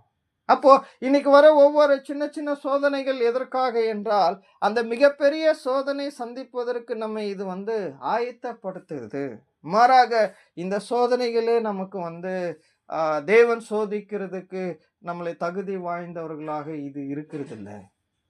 சரிங்களா? அப்ப சொல்றாரு. அப்ப சொல்லிட்டு என்ன சொல்றாருன்னா, நாம் இன்று பெற்றுக்கொண்டிருக்கிற ஏற்றகால சத்தியத்தில், அதாவது அறுவடை சத்தியத்தில் விழிப்பும் அதன்படி நடப்பதுமே இந்நாட்களை நாம் சரியான விதத்தில் பயன்படுத்தி கொள்ள வழி நடத்தும். ஆக சகோதர சகோதரிகளை பாருங்க, நாம் பெற்றுக்கொண்டிருக்கிற ஏற்றகால சத்தியமும், அதாவது அறுவடை சத்தியத்திலும் விழிப்போட இருந்து அதன்படி நடப்பது மாத்திரமே இன்னும் சொல்லிட்டா, அவரவர்களுடைய ஆவிக்குரிய வளர்ச்சிக்கென்று தேவன் தனிப்பட்ட விதத்தில் அவர்களோடு பேசும் சத்தியங்கள், அல்லது அவர்களுடைய இருதயத்தில் அவருடைய உணர்வுகளை ஊன்றி செல்லக்கூடிய அவருடைய வார்த்தைகள் அவர்களை மாற்றிக்கொள்ள வேண்டும் என்றும், அவர்களை ஆவியில வளர்த்தெடுக்க வேண்டும் என்றும் ஒவ்வொருத்தருடைய இருதயங்களுக்குள்ள தேவன் உணர்த்துற சத்தியங்களின்படி நடப்பதுதான் அவரவர்கள் இந்த நாட்களை சரியாக பயன்படுத்தி கொள்வதாக இருக்கும். அன்புக்குரிய சகோதர சகோதரிகளே, ஏன்னா சகோதர சகோதரிகளே, சாத்தானுடைய உபாய தந்திரங்கள் என்னன்னா, இந்த ஒரு காலகட்டத்தில் நம்முடைய உடன்படிக்கை நிறைவேற்ற வேண்டிய அந்த பாதையிலிருந்து, அந்த முயற்சியிலிருந்து, அந்த உத்வேகத்திலிருந்து எப்படியாவது நம்மை திசை திருப்பி விடுவதற்கு அநேக உபாய தந்திரங்களை அவர் கையாளக்கூடியவராக இருக்கிறார். அன்புக்குரிய சகோதர சகோதரிகளே, அதுல முக்கியமா என்னன்னா, நம்முடைய ஆவிக்குரிய வளர்ச்சியை தடை பண்ணுவதற்கு அதிக பிரயாசம் எடுக்கிறார். அதுல அவர் எடுக்கிற பிரயாசங்கள்ல முதல் பிரயாசம், ரொம்ப முக்கியத்துவமான பிரயாசம் என்னன்னா, நம்முடைய நேரங்களை வீணடிப்பதற்கு திசை திருப்பி விடுகிறார். அது மாத்திரமல்ல, இந்த காலங்கள் இரண்டாம் பிரசன்னத்துல வந்திருக்கிற கர்த்தரின் கரத்துக்கு சென்று கொண்டிருந்தாலும், இன்னும் கொஞ்ச காலம் இது யார் கரத்தில் தான் இருக்கும்? சாத்தானுடைய கரத்தில் இருக்கும். அன்புக்குரிய சகோதர சகோதரிகளே, அப்போ சாத்தானுடைய கரத்திலிருந்து முற்றிலுமாக கர்த்தர் அந்த அதிகாரத்தை முற்றும் பெறுவரைக்கும் சாத்தானுடைய இன்ஃப்ளூயன்ஸ், அவருடைய ஆட்சி, அவனுடைய ஆளுகை மனுஷர்கள் மேல இருக்கும். இருக்குங்களா? அப்படி இருக்கும்போது பாருங்க, நாம வாழ்ந்துட்டு இருக்கிற இந்த காலம் கொடிதான காலம் என்று ஒருத்தர் நமக்கு ரொம்ப விரிவா விளக்க வேண்டிய அவசியம் இல்லை. ஏன்னா, மனக்கண் திறக்கப்பட்டிருக்கிற ஒவ்வொரு புதிய சிருஷ்டிகளுக்கும் நன்கு தெரியும், நம்ம வாழ்ந்துட்டு இருக்கிற இந்த காலமும் சூழலும் எவ்வளவு கொடிதான் என்பது நன்கு தெரியும். ஆனா இதுல ஆச்சரியம் என்ன தெரியுங்களா? இந்த காலம் எவ்வளவு கொடிதானது, எவ்வளவு தீமை நிறைந்திருக்கு, சாத்தானுடைய ஆதிக்கம் எவ்வளவு வல்லமையானதா செயல்படுது என்று நன்கு தெரிந்தும் அதுல விழுந்து போயிடுவோம். நல்லா தெரியும், ஆனா விழுந்து போயிடுவோம். அதனாலதான் நல்லா நீங்க கவனிச்சீங்கன்னா, நம்முடைய சொந்த இருதயத்தை கவனிக்கிற விஷயத்துல கூட நாம தவறலாம். ஒருவேளை நம்முடைய பேச்சு, நடத்த, நம்ம எதை பார்க்குறோம், நம்ம எதை கேட்குறோம், என்ன செய்கிறோம், எங்கே போகிறோம், என்ன பண்ணுறோம், என்ன பண்ண போகிறோம், இது விஷயத்தெல்லாம் நாம் கவனிக்கிறதுல தவறலாம். சரிங்களா? ஆனால் சாத்தான் எல்லாத்தையும் நுண்ணிப்பாக கவனிக்கிறார். நாம் எதை பார்க்குறோம், எங்கே போகிறோம், என்ன செய்கிறோம், என்ன பண்ணுறோம், எல்லாமே பார்த்துட்டு இருக்கிறார். ஏன்னா தேவன் கூட பார்க்குறாங்க. ஆனால் சாத்தான் ஏன் பார்க்குறாருன்னா, நம்மளை எந்த இடத்துல, எந்த சிச்சுவேஷனில், எந்த சூழலில் நம்மளை விழத்தள்ளலாம் அப்படின்னு தான் அவர் அங்கே பார்க்குறார். சரிங்களா? சரி, அப்படி இருக்கும்போது சகோதர சகோதரிகளே, இந்த பொல்லாத காலத்தை நாம் எப்படி சரியான விதத்தில் பயன்படுத்தி கொள்ள வேண்டும்? நல்லா பொல்லாத காலம்னு தெரியுது, கொடிய காலம்னு தெரியுது, எல்லாமே தெரியுது. ஆனால் நமக்கு எது தெரியுது இல்லைன்னா, இதை எப்படி நாம் சரியாக பயன்படுத்தி கொள்ளணும், அல்லது எப்படி ஞானமாக பயன்படுத்தி கொள்ளணுங்கிறது தான் இந்த பாடத்தில் நாம் பார்க்க போகிறோம். ஏன்னா முழுவதுமே இந்த இந்த பாடத்தில் நாம் என்ன பார்க்க போறோம்னா, ஞானமாக நாம் நடந்து கொள்ள வேண்டிய நம்முடைய வாழ்க்கையின் அம்சங்கள், பகுதிகள் என்னென்ன இருக்குங்கிறத பார்க்க போகிறோம். ஏன்னா நம்ம அநேக பாகங்களை கொண்டிருக்கிறோம். பாருங்கள், இப்போ நம்ம நம்முடைய வாழ்க்கையில் நீங்கள் கவனிச்சிங்கன்னா, ஒரு மாம்சத்தினுடைய குடும்ப வாழ்க்கை இருக்குது, அதுக்குள்ளே நாம் இருக்கிறோம். ஸோ அதுக்குள்ளே மாற்றம் அல்ல. பாருங்கள், கணவன், மனைவி, பிள்ளைகள், பேர பிள்ளைகள், இப்படி ரொம்ப பெருசாக இருக்குது. மாம்சத்தினுடைய குடும்பத்துக்குள்ளே நம்முடைய நிலை இருக்குது. ரெண்டாவது, ஆவிக்குரிய குடும்பத்துக்குள்ளே நம்முடைய நிலைகள் இருக்குது. மூன்றாவது, நம்ம வேலை செய்யக்கூடிய இடத்துல இருக்கக்கூடிய ஒரு நிலை இருக்குது. நான்காவது, மற்ற உலக ஜனங்களோடு ஏதோ ஒரு வகையில் தொடர்பு கொள்ளக்கூடிய ஒரு நிலை இருக்குது. இது எல்லாம் தவிர்த்து நம்முடைய தனிமை என்பதும் ஒன்று இருக்குது இல்லைங்களா? யாருமே இல்லாத இடத்துல நாம் தனியாக இருக்கிற ஒரு நிலை அப்படின்னு இருக்குது. ஸோ இதுதான் நம்முடைய ஸ்தலங்கள். ஒன்று நம்முடைய மானசீக குடும்பம், சபையின் ஐக்கியம், ஆவிக்குரிய ஜனங்கள், மற்ற வேலை செய்கிற இடத்துல இருக்கிற ஜனங்கள். ஏன்னா மாம்சம் வந்துச்சுன்னா சில உறவுகள் கூட கொண்டிருக்கிறோம், மாம்சீக ரத்த சம்பந்தமான உறவுகள். இது கடந்து வரும்போது உலக ஜனங்களோட ஏதோ ஒரு வகையில் தொடர்பு கொள்கிறோம். அதே சமயத்தில் நம்முடைய தனிமையான நேரங்கள். ஸோ இந்த சூழ்நிலைகளுக்கு மத்தியில் நாம் இருக்கும்போது தான் இதை எப்படி நாம் ஞானமாக இந்த நேரத்தை சரியாக பயன்படுத்தி நம்முடைய வளர்ச்சியை நாம் தக்க வைத்து கொள்ள வேண்டும் என்பது தான் இன்றைக்கு நாம் பார்க்குறோம். ஏன்னா சகோதர சகோதரிகளே, நம்முடைய அன்றாட வாழ்வில் நமக்கு உதவி புரியக்கூடிய சில கோட்பாடுகள் அல்லது பரிந்துரைக்கப்படுபவை, அதாவது என்னென்ன தேவனுடைய வார்த்தையிலிருந்து, சகோதரர் அவர்களுடைய ஆலோசனையிலிருந்து என்னென்ன பரிந்துரைக்கப்படுது, இன்னும் சொல்லிட்டா என்னெல்லாம் எச்சரிப்பாக கொடுக்கப்படுகிறதுன்னு தான் நம்ம பார்க்க போகிறோம். ஸோ அதில் இன்றைய பொல்லாத நாட்களை எப்படி நம்முடைய ஆவிக்குரிய வளர்ச்சிக்கு சரியாக நாம் பயன்படுத்தி கொள்ள வேண்டும் என்பது தான் நாம் பார்க்க போகிறோம் சகோதர சகோதரிகளே. அதில் நாம் இன்றைக்கு பாடத்தை முழுவதுமாக பார்க்கறதுக்கு அங்கே வாய்ப்பு இருக்காது. ஏன்னா இது ரொம்ப பெரிய பாடம். அதனால் இது ஒரு வேளை ஒரு 2, ஒரு 3, 4 பாகங்களுக்கு கூட கடக்கிற வாய்ப்புகள் அங்கே இருக்கலாம். சரி, இப்போ இந்த பாடத்தில் நம்ம இவ்வளோ விஷயங்களை ஒரு அறிமுகமாக பார்த்துட்டு வரும்போது இந்த பாடத்தினுடைய ஒரு சப்டாபிக் இப்போ நம்ம ஸ்டார்ட் பண்ண போகிறோம். ஸோ அதுதான் என்னன்னா, நேரத்தை ஞானமாக பயன்படுத்துதல். நேரத்தை ஞானமாக பயன்படுத்துதல். சரிங்களா? அப்போது சகோதர சகோதரிகளே, நம்முடைய நேரம், அதாவது நம்ம ஒரு காலத்துக்குள்ளே இருக்கிறோம் இல்லைங்களா? ஆனாலும் பாருங்கள், இப்போ நாம் இருக்கிறோம் அப்படின்னா இப்போ நம்மக்கிட்ட நேரம் இருக்குது இல்லைங்களா? இப்போ இந்த பாடத்தை நீங்கள் கேட்டு இருக்கிறீங்கன்னா உங்களுக்கு அந்த நேரம் இருக்குது. அப்படின்னா நாம் ஆவிக்குரிய விஷயங்களை கேட்பதற்கென்று நேரங்கள் அதுவாக கிடைக்கிறது இல்லை. மாறாக மாம்சத்திடம் இருந்து தான் அந்த நேரத்தை நாம் என்ன பண்ணணும், எடுக்கணும். அன்புக்குரிய சகோதர சகோதரிகளே, அப்போ மாம்சத்துக்குரிய நியாயமான உரிமைகளை ஒன்றாக இருக்கிற அந்த நேரத்தை பலி செலுத்துவதின் மூலம்தான் அந்த புதிய சிருஷ்டி வளர்ச்சிக்கு அது பயன்படுது.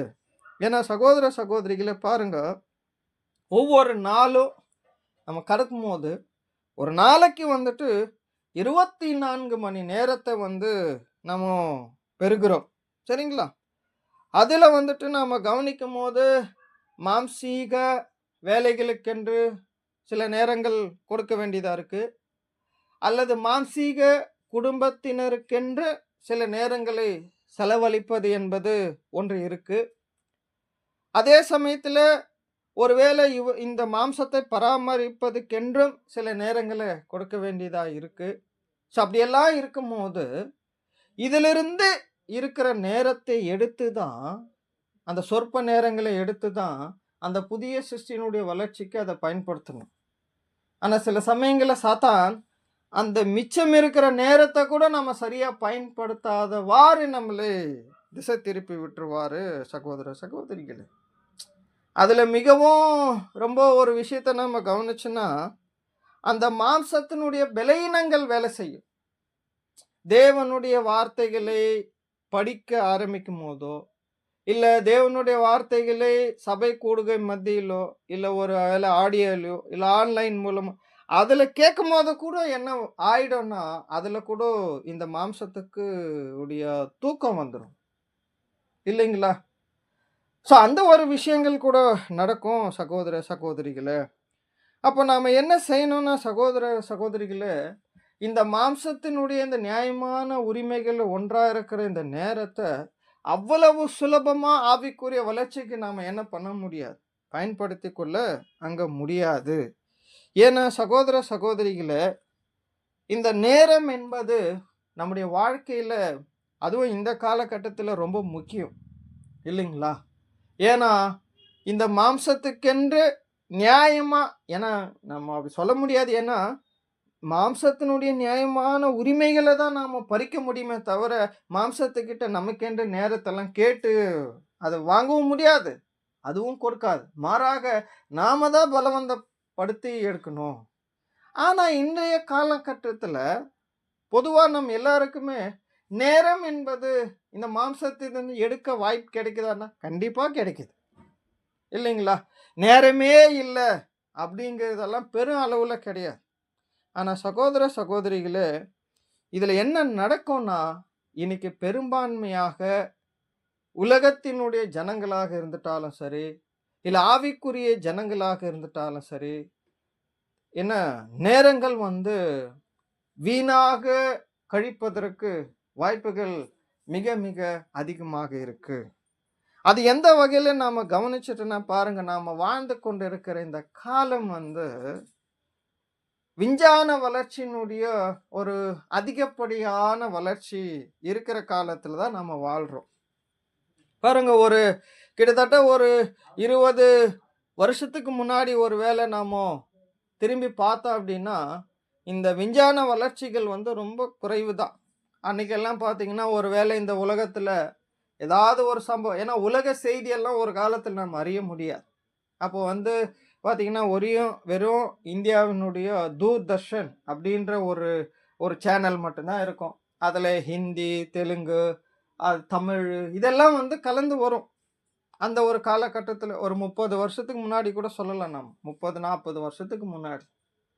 ஸோ ஆனால் நாம வாழ்கிற இந்த காலகட்டங்களில் மிகப்பெரிய விஞ்ஞான வளர்ச்சிகள் அடைந்து, இந்த உலகத்தினுடைய எந்த ஒரு மூலையிலும் நடக்கிற சம்பவங்கள் நம்முடைய கரங்களுக்கு நேரடியா அந்த விஷயங்கள் தெரிய வரக்கூடிய அளவுக்கு வளர்ச்சிகள் இருக்கு. அது நம்ம சொல்ல வேண்டியதில்லை. ஸோ இன்னைக்கு நம்ம கையில் இருக்கிற செல்போன்ஸு, இன்னும் சொல்லிட்டா நிறைய சோஷியல் மீடியாங்க, சமூக வலைதளங்கள், Facebook, YouTube, Instagram, WhatsApp, Telegram, இந்த மாதிரி நிறைய இருக்கு சகோதர சகோதரிகளே. ஆனால் இது ஏன்னா ஒட்டுமொத்த உலகமே இந்த சமூக வலைதளங்களுக்குள்ள தான் மூழ்கி இருக்கு. காரணம் என்னன்னா, அவங்களுடைய பிஸ்னஸும் அதுக்குள்ள தான் இருக்குது. ரெண்டாவது, அவங்களுடைய பொழுதுபோக்கு அம்சங்களும் அதில் தான் இருக்குது. இன்னும் சொல்லிட்டா, அவங்களுடைய எல்லா விதமான கொடிதான தீமைகளுக்கும் பாவங்களுக்கும் வழிநடத்தக்கூடிய எல்லா வழிமுறைகளும், காட்சிகளும், சம்பவங்களும் அதுக்குள்ள தான் இருக்கு. அப்போ உலகம் ஒட்டுமொத்தமா இந்த சமூக வலைதளங்கள்ல அது நன்கு முழுகி, ஏன்னா என்ன சொல்லுவோம்னா, ஒரு குடிகாரர் தான் சொல்லுவோம். ஒருத்தர் ஒரு மது குடிச்சிட்டாரு, அவர் குடிச்சு விழுந்துட்டாருன்னா அவர் பாரு குடிகாரரு, போதையிலேயே இருக்கிறாரு எப்போ பார்த்தாலும். பட் அது போதை கிடையாது. இந்த சமூக வலைதளங்களுக்குள்ளவே முழுகி இருப்பதும் ஒரு விதத்துல ஒரு விதமான போதைக்கு அடிமையான நிலைகள் தான். சரி, அப்போ ஒருவேளை இந்த சமூக வலைதளங்களுக்கு யாரெல்லாம் உட்பட வாய்ப்பு இருக்குன்னா, பிறந்து 6 மாசத்துல இருக்கிற குழந்தைகள் இருந்து, முதிர் வயசு இருக்கிற வரைக்கும் இந்த சமூக வலைதளங்களுக்கு அடிமைப்பட்டு தான் இருக்கிறாங்க. இல்லைங்களா? ஏன்னா ஒரு காலத்துல மனிதர்கள் ஒருத்தர் ஒருத்தர் வந்து ஆ ஆறுதலா இருக்கிறதுக்கோ, இல்ல நேரத்த கழிக்கிறதுக்கோ, யாரோ ஒருத்தர் 2 பேர் வந்து ஒருத்தரோட ஒருத்தர் பேசுவதற்கும், பழகுவதற்கெல்லாம் வாய்ப்பு இருந்துச்சு. ஆனா இன்னைக்கு வந்து கூட எந்த ஒரு நபர் இல்லனாலும் சரி, யாருமே இல்லனாலும் சரி, இந்த மொபைலும், இன்டர்நெட் கனெக்ஷனும், இந்த சமூக வலைதளங்கள் இருந்துச்சுன்னா, அதுவே பல நபர்கள் அவர்களோடு இருப்பதற்கு சமமான ஒரு நிலையா இருக்கு. ஏன்னா சகோதர, சகோதரிகளே, இந்த சமூக வலைதளங்கள் பொதுவா இந்த சமூக வலைதளங்கள் இல்ல இவ்ளோ சோசியல் மீடியாஸ் இருக்கு. எதுக்காக? அதோட முக்கிய சில நோக்கங்கள் என்னன்னா, 1 உலக நடப்புகளை நாம் அறிந்து கொள்வதற்காக இருக்கு. 1. 2வது வந்து அது ஒரு பிளாட்ஃபார்ம் பிசினஸ். அதாவது வந்து தொழில் எப்படியெல்லாம் மத்தவங்களுக்கு அ கடத்தி கொண்டு போய் சேர்க்கிறது, அல்லது ஒரு தனிநபர் செய்ற தொழிலை எப்படி பெருக்க வைக்கிறது, அல்லது மற்றவருக்கு அதை எப்படி காண்பிக்கிறதுங்கிறதுக்காக மட்டும் தான் இந்த சமூக வலைதளங்கள். ஆனா இதுல தேவையற்றது என்னன்னா, இவர்களுக்கு வந்து பொழுதுபோக்கு அம்சங்கள். அதனால தான் இன்னைக்கு இந்த சமூக வலைதளங்கள் என்பது மிகப்பெரிய பொழுதுபோக்கு அம்சங்கள். உதாரணம் இன்னைக்கு விளையாட்டு, ஒருவேளை வந்து நீங்க சினிமா, அப்புறம் வீடியோ கேம்ஸு, இன்னும் வந்து நெறைய ஷார்ட் டிவி, ஷார்ட் வீடியோ. இது எல்லாம் ஒருத்தர் மூழ்கி இருக்கிறதுக்கு பேர் என்ன? இதெல்லாம் எதுக்காக இருக்குன்னா, பொழுத போக்குறதுக்காக. பாருங்க, உலக மனுஷனுங்கள் அவங்களுக்கு வேலை, இல்ல மற்ற கடமைகள் எல்லாம் போக மீதி இருக்கு இல்லைங்களா நேரம். அந்த நேரத்தை எல்லாம் இப்படி தான் அவங்க செலவு பண்றாங்க. எதன் மூலம்? இந்த சமூக வலைதளங்கள் மூலம். இல்லைங்களா? ஏன்னா, மனுஷன் வந்து அந்த நேரத்த கடத்துவதற்கு ரொம்ப முயற்சி பண்ணும்போது, அவருக்கு இருக்கிற ஒரு மிகப்பெரிய வழி எதுனா, இந்த சமூக வலைதளங்கள் தான். அதிலயும் வந்து மிகப்பெரிய ஒரு மூழ்கி போற நிலைகள் என்னன்னா, இந்த YouTube, Instagram, Facebook. ஏன்னா மத்ததெல்லாம் இப்ப WhatsApp, Telegram எல்லாம் நீங்க ஒன்லி மெசேஜ் சின்ன சின்ன விஷயங்கள் தான். ஆனா மத்தபடி இதெல்லாம் இது 3 எப்படின்னா, உங்களுக்கு எல்லாமே தெளிவா கண்ணுல காட்டிடும். ஆனா பாருங்க சகோதர, சகோதரிகளே, இன்னைக்கு உலகத்துல மனுஷர்கள் மத்தியில நடக்கிற எல்லா விதமான தீமையான நடத்தைகள், ஒழுக்கக்கேடுகள், சீர்கேடுகள் இல்லைங்களா? இன்னும் கொலைகள், இது போன்ற நிறைய ஒழுக்கத்தினுடைய எதிர்மாறான எல்லா செயல்களும் மனுஷர்கள் செய்யறதுக்கு மிகப்பெரிய வழிகாட்டியா இந்த சமூக வலைதளங்கள் வந்து அங்க இருக்கு. ஏன் அப்படின்னா பாருங்க, நாம என்னமோ நினைச்சுக்கிறோம். பொதுவா அந்த மனுஷனுங்க என்ன நினைச்சுக்கிறாரு, இது இந்த கம்பெனிக்காரந்து, இது அந்த கம்பெனிக்காரந்து. அப்படி கிடையாது. உண்மையா இதெல்லாம் பேக்ரவுண்ட்ல யார் ரன் பண்ணிருக்கிறாருன்னா, சாத்தான் தான் ரன் பண்றான். ஏன் எப்படி அப்படின்னா, பாருங்க, இந்த மனுஷர்களுக்கு அவங்களுடைய எண்ணங்களையும், அல்லது அவர்களுடைய ஏற்கனவே கொஞ்சம் கொஞ்சம் நல்ல குணங்கள் இருக்கு இல்லையா? அதையெல்லாம் அழித்து, அதாவது மனுஷனுக்கு விரோதமா மனுஷனையே தூண்டி விடுறதுக்கு இந்த மிகப்பெரிய யுக்தியை வந்து சாத்தான் கையாளுறான். அப்போ ஒட்டுமொத்த உலகமே எதுல தான் மூழ்கி இருக்குன்னா, இந்த சமூக வலைதளங்களுக்குள்ள தான். இன்னைக்கு பாருங்க, பிசினஸ் அப்படி எடுத்துட்டா பாருங்க, இன்னைக்கு அநேகர் வந்து ஒரு கம்பெனிக்கு ஒரு இடத்துல 4 ஜனங்கள் இருக்கிற இடத்துல தான் போய் வேலை செய்யற மாதிரி இல்ல.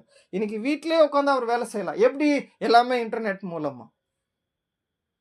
அப்படின்னா இன்னைக்கு சமூக வலைதளம் இல்லைன்னா, ஏன் இன்டர்நெட் இல்லைன்னா மனிதனால வாழ்வது கூட ரொம்ப கடினமா இருக்கும். சகோதர, சகோதரிகளே, சரி, ஒருவேளை இதனால வந்து நமக்கு என்னங்க பிரச்சனை, இது உலகத்துக்கு தானே பிரச்சனை அப்படின்னு ஒருவேளை நாம நினைக்கலாம். அல்லது உலகத்துக்கு இது பிரச்சனையே கிடையாது, ஏன்னா உலகம் அதை ரொம்ப விரும்புது இல்லைங்களா? அப்படி இருக்கும்போது சகோதர, சகோதரிகளே, இது எந்த வகையில இது உலகம் மூழ்கி இருக்கு, பட் இது நமக்கு பாதிப்பு கொண்டு வரணும் கிட்டத்தட்ட 100% வாய்ப்பு இருக்குது. ஏன்னா பாருங்க, இன்னைக்கு நாம எல்லாம் கவனிச்சா பாருங்க, ஒருவேளை நாம ஒரு சில சகோதர, சகோதரிகள் வந்து நாம இந்த சமூக வலைதளங்கள்ல கூடுமான அளவு தேவனுடைய ஊழியத்தின் நிமித்தம், அதாவது தேவனுடைய இந்த சத்தியத்தை மற்றவர்களுக்கு அறிவிக்கிறதுக்கு ஒரு வழியாக நாம பயன்படுத்திக் கொள்றோம் இல்லைங்களா? அந்த மாதிரி சில ஊழியங்கள் அதிகப்படியா இன்னைக்கு நீங்க மேக்ஸிமம் நீங்க பார்த்தீங்கன்னா, தேவனுடைய ஊழியம் சார்ந்த விஷயங்கள் யூடியூப் மற்றும் Facebookலலாம் அதிகப்படியா வெளிவருது இல்லைங்களா? அப்படி இருக்கும்போது, இது நம்ம ஒரு ஆவிக்குரிய நோக்கத்துக்காக தான் இது நம்ம என்ன செய்றோம்? இத பயன்படுத்துறோம். ஆனா சகோதர, சகோதரிகளே, இது சில சமயங்கள் என்ன பண்ணணும், ஏன்னா இதுல சாத்தானுடைய இன்ஃப்ளூயன்ஸ் இருக்கு. சாத்தானுடைய இன்ஃப்ளூயன்ஸ் இருக்கு. ஏன்னா இன்னைக்கு நீங்க Facebookல எடுத்தாலும் மேக்ஸிமம் Facebookல, Instagramல அநேக சகோதர, சகோதரிகள் அதுக்குள்ள இருக்கிறாங்க. ஆனா நீங்க நல்லா கவனிங்க. சிலருக்கு இது அதான் சொல்லுவோம். சிலருக்கு இது ஏதோ சத்தியத்தை மற்றவர்களுக்கு கடத்துவதற்காக பயன்படுத்துற நோக்கம் இருக்கலாம். அது தவறு இல்ல. இன்னும் ஒரு சிலருக்கு இதன் மூலம் தங்களுடைய பிசினஸ மத்தவங்களுக்கு கடத்தணும்னு நெனச்சு சகோதர, சகோதரிகளோ அதுல அவங்க பயன்படுத்துறதும் தவறு இல்ல. ஆனா இந்த 2 நோக்கமே இல்லாம சில சகோதர, சகோதரிகள் எல்லாம் அதுக்குள்ள இருக்கிறார். Instagramல இருக்கிறாரு, Facebookல இருக்கிறார். இல்லைங்களா? அப்போ இது எல்லாம் சாத்தானுடைய கண்காணிப்புல இருக்கும்போது, ஒருவேளை நீங்க YouTubeக்குள்ள போனாலோ, இல்ல Instagramல போனாலோ, இல்ல Facebookல போனாலோ, நீங்க ஆவிக்குரிய வளர்ச்சிக்காக தான் முயற்சி எடுக்கணும்னு உள்ள போவீங்க. ஆவிக்குரிய விஷயங்கள தான் முதல்ல பார்ப்பீங்க. முதல்ல கேட்பீங்க. ஆனா சாத்தான் உங்களை கண்காணிக்கிறார். நீங்க என்ன பார்க்குறீங்க? அதனால நீங்க நல்லா கவனிங்க. நீங்க YouTubeலயோ, Facebookலயோ, Instagramலயோ எந்த ஒரு வீடியோவ, எந்த ஒரு காட்சிய நீங்க அதிகமா விரும்பி அதுக்கு நேரத்தை எடுத்து திரும்ப திரும்ப பார்க்க முற்படுறீங்களோ, அது சம்பந்தமான காட்சிகளும், வீடியோக்களும் தான் உங்களுக்கு தொடர்ந்து வந்துட்டே இருக்கும். நீங்களே யோசிப்பீங்க. இது என்ன இது? இது என்ன நம்ம ஒரு தடவ தான் பார்த்துட்டோம். ஆனா இது மாதிரி ரிலேட்டிவா திரும்ப திரும்ப வருதே. அப்ப யோசிச்சு பாருங்க. இன்னொரு ஆச்சரிய விஷயம் என்னன்னா, நீங்க ஒருவேளை Amazonலயோ, இல்ல நீங்க Flipkartலயோ, இல்ல Meeshoலயோ நீங்க ஏதோ ஒரு ப்ராடக்ட்ட நீங்க பார்த்திருப்பீங்க. அதுல ஏதோ ஒரு திங்ஸ் வாங்கலாம்னு நீங்க பார்த்திருப்பீங்க. ஆனா நீங்க பார்த்துட்டு வெளிய வந்துருவீங்க. எதையும் ஆர்டர் போட்டிருக்க மாட்டீங்க. ஒருவேளை நீங்க Instagram, Facebook நீங்க பார்க்க போகும்போது என்ன ஆகும்னா, அந்த இடையில நீங்க Flipkartலயோ, Amazonலயோ, Meeshoலயோ என்ன ஒரு ஆர்டர் நீங்க மிஸ் பண்ணீங்களோ, அந்த ஆர்டர் அதுக்குள்ள வந்துரும். Instagramலயும் வரும், Facebookலயும் உங்களுக்கு வரும். அப்ப நீங்க யோசிப்பீங்க, இது என்ன இது? நம்ம எங்கேயோ நம்ம பார்த்தது Meeshoல பார்த்தோம், Flipkartல பார்த்தோம், Amazonல பார்த்தோம். ஆனா இது இங்க வருதே. அப்படின்னா நம்மளை ஒருத்தர் கண்காணிக்கிறார். இந்த சமூக வலைதளங்களை எந்த ஒரு மனுஷன் நிறுவினானோ, அவன் நம்மை கண்காணிக்கிறார். அவரா கண்காணிக்கிறார்? அவருக்கு மேல் அவரையே கண்காணிக்கிற ஒருத்தர் இருக்கிறாரு, சாத்தானு. அவரு தான் கண்காணிக்கிறாரு. அப்படி பார்க்கும்போது அதனால தான் சொல்றோம், இந்த சமூக வலைதளம் என்பது நாம கவனமாக, ஞானமாக, விழிப்போட அதை நாம பயன்படுத்தலைன்னா, அதுக்குள்ள இருக்கிற அத்தனை கொடிதான பாவங்களுக்கு நேராக சாத்தான் நம்மளை வழிநடத்திடுவாரு.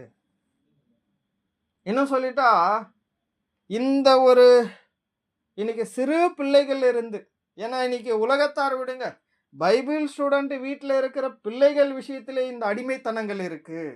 அடிமைத்தனங்கள் இருக்கு. அதில் இன்னைக்கு குறிப்பா ஒரு சிறு ஏன்னா பிள்ளைகள் கூட எப்படி, சின்ன பிள்ளைகள் கூட எப்படி பழகி இருக்கிறாருன்னா, இன்னைக்கு இந்த ஃபோன் இல்லைன்னா, இந்த சோசியல் மீடியா இல்லைன்னா அவரால் கூட இருக்க முடியாது.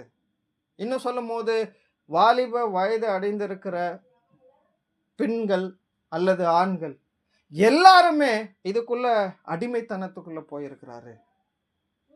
ஏன் அப்படின்னா, சகோதர சகோதரிகளே, இந்த சமூக வலைதளங்கள் என்பது ஒரு புதிய சிருஷ்டிகளுடைய வாழ்க்கையில மட்டும் இல்லை, அவர்களுடைய பிள்ளைகளுடைய வாழ்க்கையில கூட கெடுதலை உண்டாக்குறதுக்கு ரொம்ப முக்கியத்துவம் வாய்ந்ததா இருக்கு. காரணம் என்னன்னா, இதுக்குள்ள சாத்தானுடைய இன்ஃப்ளூயன்ஸ், விழுந்து போன தூதர்களுடைய எல்லா நாசமோசமான வேலைகளும் இதுக்குள்ள இருக்கு. சகோதர சகோதரிகளே, அப்படி இருக்கும்போது என்னன்னா, இது பாருங்க, ஒரு சமூக வலைதளங்களுக்குள்ள ஒரு தேவனுடைய பிள்ளைகள் மூழ்கி இருக்கும்போது, அது என்ன சொல்லனா, சாத்தான் விரித்திருக்கிற கண்ணிக்குள்ள விழுந்ததற்கு சமமானது. பாருங்க, நீங்க முதல்ல ஆவிக்குரிய விஷயத்துக்கென்று தான் உள்ள போவீங்க. ஆனா நேரங்கள் போக போக மாம்சத்தை திருப்திப்படுத்துற விஷயங்களுக்குள்ள மூழ்கி போயிடுவோம். பாருங்க இன்னைக்கெல்லாம் ஒரு குடும்பத்துல பாருங்க இன்னைக்கு தாய், தகப்பனு, பிள்ளைகளு, பேர பிள்ளைகள் எல்லாமே இருப்பார்.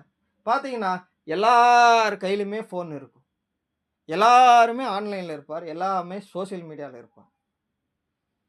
அப்போ இது பைபிள் ஸ்டூடண்ட் மத்தியில நடக்குமா? ஆமா, அங்கேயும் தான் இதே நிலை தான். ஆனா எல்லாரும் ஒரே இடத்துல செய்ய மாட்டார். அவரவர் தனித்தனியா போயிடுவார். உங்களுக்கு என்ன தெரியுங்களா? உன் பிள்ளைங்க எங்க போறாங்க? ஏன்னா இன்னைக்கு செல்போன் இருக்கிற வாலிப பிள்ளைகள், அதுவும் பைபிள் ஸ்டூடண்ட் பிள்ளைகள். அதுதான் அவர்களுடைய கெடுதலுக்கு மிகப்பெரிய வழிகாட்டியா இருக்கு. அவங்களுக்கு மட்டும் இல்ல, நமக்கும் சேர்த்து தான். ஏன்னா சகோதர சகோதரிகளே, இந்த சமூக வலைதளங்களுக்குள்ள செல்வது என்பது முக்கியமா என்ன செய்யணும்? பாருங்க, நாம எல்லாத்தையும் ஒரு காலத்துல இந்த உலகத்துல எல்லாத்தையும் விட்டு தான் வந்தோம். எதை விட்டு வந்தோம் அப்படின்னா, இந்த மாம்சத்துக்கு இதமாகவும், அதனுக்கு விருப்பமாகவும், அதை சந்தோஷப்படுத்தக்கூடிய விஷயங்களாகவும் இந்த உலகத்துல நிறைய இருந்துச்சு. ஸோ அதையெல்லாம் விட்டு தான் நம்ம வந்தோம். இல்லைங்களா? அப்படி விட்டு வரும்போது என்னன்னா, இந்த சமூக வலைதளங்கள் மூலம் என்ன நடக்க வாய்ப்பு இருக்குன்னா, மீண்டும் நாம விட்டு வந்த பழைய பாவத்திற்குள்ள வழி நடத்துவதற்கும், 2வது சில புதிய பாவங்களை செய்வதற்கும் இது வழி நடத்துவதற்கு ஏதுவாக இருக்கும் அன்புக்குரிய சகோதர சகோதரிகளே. அதனால தான் இன்னைக்கு இது மிகப்பெரிய நெருக்கடியை யாருக்கு கொண்டு வருதுன்னா, நமக்கு அங்க கொண்டு வருது. இன்னைக்கு அதிகப்படியா இந்த ஏன்னா இன்னைக்கு எல்லாருமே எல்லாமே அதிக அளவுல யூஸ் பண்றாங்க. சமூக வலைதளங்கள். அதுவும் பைபிள் ஸ்டூடண்ட் பொறுத்த மட்டிலும். இல்லைங்களா? ஆனாலும் நம்ம ஆவிக்குரிய விஷயத்துக்காக பயன்படுத்தப்பட வேண்டும் என்றாலும், இதுல நிறைய சாத்தானுடைய கண்ணிகள் இருக்கு. ஏன்னா சகோதர சகோதரிகளே, பாருங்க நீங்க எந்த ஒரு காட்சிய அல்லது எந்த ஒரு வீடியோவ நாம விரும்பி கொஞ்சம் நேரம் எடுத்து பார்க்குறோமோ, ஸோ அதையே சாத்தான் தொடர்ந்து நம்ம காட்டுவான். சில சமயங்கள் அது நம்முடைய மாம்சத்துல ஏற்கனவே விழுந்து போன ஒரு சுபாவம் இருந்துச்சு இல்லைங்களா? அந்த விழுந்து போன சுபாவத்த நாம விட வேண்டிய அந்த பொல்லாத சுபாவத்த மீண்டும் நம்முடைய வாழ்க்கையில பழக்கப்படுத்திக் கொள்வதற்கான தூண்டுதல்கள் இந்த சமூக வலைதளங்கள் மூலம் கிடைக்கும் அன்புக்குரிய சகோதர சகோதரிகளே.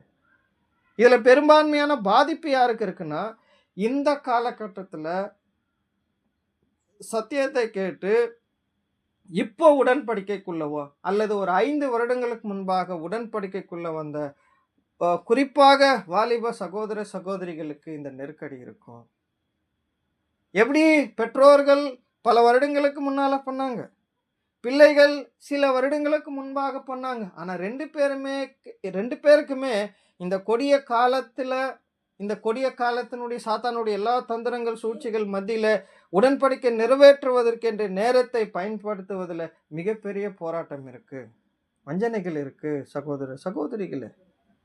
அப்ப சாத்தான் இந்த விஷயங்கள்ல ரொம்ப கவனமா இருக்கிறாரு, நம்மளை விலை செய்வதற்கு. அதிலே இந்த சமூக வலைதளங்கள் மூலம் அந்த காரியங்கள் நடக்க வாய்ப்பு இருக்கு அன்புக்குரிய சகோதர சகோதரிகளே. ஏன்னா பாருங்க, நிறைய சில சமயம் நம்ம விட்டு வந்த விஷயங்கள் எல்லாம் திரும்ப நமக்குள்ள புதுப்பிக்கிறதுக்கு இந்த சமூக வலைதளங்கள் வழி நடத்துது. அதிலும் குறிப்பா அதான் சொல்லுவோம், இந்த சாத்தானுடைய தந்திரமான இந்த செயல்கள் எல்லாரும் இருக்கிறவங்க மத்தியில் இல்லை. நீங்க ஒரு 4 செவுத்துக்குள்ள இருக்கும்போது, யாருமே இல்லாத இடத்துல உங்க கையில இன்டர்நெட் கனெக்ஷனோட செல்போன் இருக்கும்போது, அப்போ சாத்தானுடைய மிகப்பெரிய என்ன சொல்லலாம், அவனுடைய தாக்கம் நம்ம மேல இருக்கும். ரொம்ப சோதனை. இன்னைக்கு நீங்க யாரோ நபர்கள் கூட ஒரு அறைக்குள்ள இருக்கிறீங்க, அதுவே மிகப்பெரிய சோதனை அப்படின்றதெல்லாம் நமக்கு தெரியும். பட் ஆனா இப்ப அப்படி கிடையாது. உங்க கையில ஒரு செல்போனு, இன்டர்நெட் கனெக்ஷனோட உங்க கையில இருக்குது. ஒரு அறைக்குள்ள நீங்க இருக்கிறீங்கனாவே மிகப்பெரிய சோதனை அவங்க பக்கத்துல இருக்கு சகோதர சகோதரிகளே. ஆகவே இந்த ஒரு காலகட்டத்துல இவ்விதமான நெருக்கடிகள் இருக்கும்போது சகோதர சகோதரிகளே, இந்த நேரத்தை நாம பயன்படுத்தி கொள்வதில் சாத்தானுடைய மிகப்பெரிய தந்திரங்களும் அழுத்தங்களும் நமக்கு மட்டும் இல்லை, நம்மோட கூட உடன்படிக்கைக்குள்ள வந்திருக்கிற நம்முடைய பிள்ளைகளுக்கும் அல்லது அவர்களுடைய பிள்ளைகளுக்கும் மிகப்பெரிய தாக்கங்கள் இந்த இந்த உலகத்தினுடைய காரியங்கள் இருக்கு. ஏன் அப்படின்னா, ஒரு பக்கம் சாத்தானுடைய வீரியம் இருந்தாலும், இன்னொரு பக்கம் விழுந்து போன தூதர்களுடைய எல்லா நாச மோசங்களும் இருக்கிறதுனால, ரொம்ப கொடிதான பாவங்கள் சூழ்ந்திருக்குது. அப்ப கொடிதான பாவங்கள் சூழ்ந்து கொண்டிருக்கிற இந்த ஒரு காலத்துல, நாமோ சரியான விதத்துல இந்த நேரத்தை பயன்படுத்தியிருக்கணும் விழித்துக் கொண்டிருக்கிறோம். ஏன் அப்படின்னா, ஒரு நேரத்தை செலவு பண்ணுவதற்கு முன்பாகவே, எதுக்காக நேரத்தை செலவு பண்ண போறோம்? எத பார்க்க போறோம்? எத கேட்க போறோம்? அப்படிங்கிறது ரொம்ப முக்கியம். ஏன்னா சகோதர, சகோதரிகளே, ஒருவேளை ஏன்னா சமூக வலைதளங்கள பயன்படுத்துறது பாவம் இல்ல. நல்லா புரிஞ்சுக்க, அது பாவம் இல்ல. ஆனா, அதுக்குள்ள பாவம் இருக்குது. அந்த பக்கம் நாம போயிட்டோம் அப்படின்னா, கண்டிப்பா அது கொடிய பாவங்கள் செய்வதற்கு வழி நடத்திடும். இன்னும் சொல்ட்டா, அதான் சொன்னேன் இல்லையா? அது என்ன பண்ணும் அப்படின்னா, நம்மளுடைய பழைய பாவத்துக்கு நேரா நம்மள கைப்புடிச்சு கூட்டிட்டு போயிடும். அப்புறம் நீங்க போயிட்டீங்கன்னா, நீங்க சத்தியத்துக்குள்ள வராதுக்கு முன்னாடி என்ன பாட்டு எல்லாம் கேட்டீங்களோ, அது இப்பல்லாம் கேட்க ஆரம்பிப்பீங்க. அப்ப எந்த காட்சிகள் எல்லாம் நீங்க பார்க்க விரும்பினீங்களோ, அது இப்பல்லாம் பார்க்க ஆரம்பிப்போம். இல்லைங்களா? ஆக்சுவலா இதெல்லாம் நம்ம எங்க செய்ய மாட்டோம்? எல்லா சகோதர, சகோதரிகளோ, இல்ல நம்ம குடும்பத்தினரோ, எல்லாரும் இருக்கும்போது செய்ய மாட்டோம். நம்ம தனியா இருக்கும்போது, தனியா வாய்ப்பு கிடைக்கும்போது, அப்ப எல்லாம் செய்வோம். ஏன்னா இது சாத்தானுடைய சூழ்ச்சிகள் இருக்கு சகோதர, சகோதரிகளே. ஏன்னா இன்னைக்கு ஆனாலும் சில இருக்கு. இப்ப நீங்க சமூக வலைதளங்கள் பயன்படுத்துறதுல கூட ஒரு சில அதுல ஆப்ஷன்ஸ் இருக்கு. என்ன ஆப்ஷன்ஸ்னா, நீங்க எத மட்டும் பார்க்க விரும்புறீங்களோ, அத மட்டும் பார்க்கறதுக்கு நீங்க அந்த ஆப்ஷன் எல்லாம் நீங்க மாத்தலாம். அது அநேகருக்கு தெரிஞ்சிருக்க வாய்ப்பு இருக்கு. ஆனா அநேகருக்கு தெரியாம இருக்க வாய்ப்பு இருக்கு. அதனால தான் நாம நெனைப்போம். நம்ம எத வேணாலும் பார்த்துட்டு எல்லா ஹிஸ்டரியும் அழிச்சு போட்டுடலாம்னு நெனைப்போம். ஏன்னா சிலர் தவறானத பார்க்க வாய்ப்பு இருக்குது. தவறான காட்சிகள் பார்க்க வாய்ப்பு இருக்கு. இது எல்லாம் பார்க்கும்போது, எல்லாத்தையும் பார்த்துட்டு எல்லா ஹிஸ்டரியும் டிலீட் பண்ணிட்டா, எல்லாம் முடிஞ்சுச்சு யாரும் பார்க்கலன்னா கண்டிப்பா கிடையாது. தேவன் பார்க்குறாங்க. 2வது சாத்தானும் பார்த்துட்டு தான் இருக்கிறான். இல்லைங்களா? ஸோ அப்படி இருக்கும்போது சகோதர, சகோதரிகளே, இந்த சமூக வலைதளங்கள் பயன்படுத்துவதில நாம ரொம்ப ஜாக்கிரதையா இருக்கணும். ஒருவேளை கொஞ்சம் நம்ம கட்டுப்பாடு இத தான் பார்க்கணும், இத தான் கேட்கணுன்றது அந்த கட்டுப்பாட்ட மீறி போயிட்டோம் அப்படின்னா, அது உள்ள சாத்தானுடைய நெறைய சேனல்ஸ் இருக்கு. அப்படியே கூட்டிட்டு போயிடுவான். அதனால இன்னைக்கு சகோதர, சகோதரிகளே, மிகப்பெரிய சவால் இருக்கு. இந்த நம்முடைய உடன்படிக்கை நேரத்த நம்முடைய ஆவிக்குரிய வளர்ச்சிக்காக சரியான விதத்துல பயன்படுத்துவதுல ரொம்ப என்ன சொல்லலாம், கடினம் இருக்கு. இல்லைங்களா? இன்னைக்கு எல்லாம் பாருங்க, நீங்க பஸ் ஸ்டாண்டு, ரயில்வே ஸ்டேஷனு, ஏன் ரயில்ல பிரயாணம் பண்றவர், பஸ்ஸுல பிரயாணம் பண்றவரு, எங்க சும்மா உட்கார்ந்து இருக்கிறாரு, எங்கேயோ டிராவல்ல இருக்கிறாரு, இல்ல சும்மா உட்கார்ந்துரு எல்லாரும் தனியா தான் இருக்கிறாரு. ஆனா செல்போன் இல்லாம யாரும் இருக்கிறதில்ல. இல்லைங்களா? சகோதர, சகோதரிகளே, இன்னைக்கு கொடிதான பாவங்களும், கொடிதான அநீதியான விஷயங்களும் இந்த உலகத்துல நடக்கிறதுக்கு மிகப்பெரிய வழிகாட்டியா இந்த சமூக வலைதளங்கள் இருக்கு. ஆனா என்ன ஒரு எச்சரிப்புனா, இந்த ஒரு கொடிதான இந்த சூழல்ல, கொடிதான இந்த சமூக வலைதளங்களுக்குள்ள தேவனுடைய பிள்ளைகளுடைய நேரங்கள் சிக்கிக் கொள்ளாதபடி பார்த்துக் கொள்ள வேண்டியதா மிக மிக அவசியமாக இருக்கு சகோதர, சகோதரிகளே. அப்போ நம்முடைய நேரம் ரொம்ப முக்கியம். இல்லைங்களா? இன்னும் இன்னைக்கு செல்ஃபோனே இன்னைக்கு ஸ்மார்ட் டிவிலயே வந்துடுது. இல்லைங்களா? இன்னைக்கு பாருங்க, ஒரு காலத்துல நம்ம YouTubeல தான் சப்ஜெக்ட்ஸ் எல்லாம் கேட்போம். பட் ஆனா இப்ப நீங்க ஸ்மார்ட் டிவி வந்ததுனால மொத்த சமூக வலைதளம் இன்டர்நெட் கனெக்ஷன் அதுல குடுத்துடலாம். நீங்க இதுல எத பார்க்கணும்னு நினைக்கிறீங்க, அதிலயே பார்க்கலாம். அப்ப இன்னைக்கு பசங்க என்ன செய்றாரு? ஐயோ! அம்மா, அப்பா கிட்ட செல்ஃபோன் தான் குடுக்கக்கூடாது இல்லையா? நம்ம பார்க்கக்கூடாது இல்ல.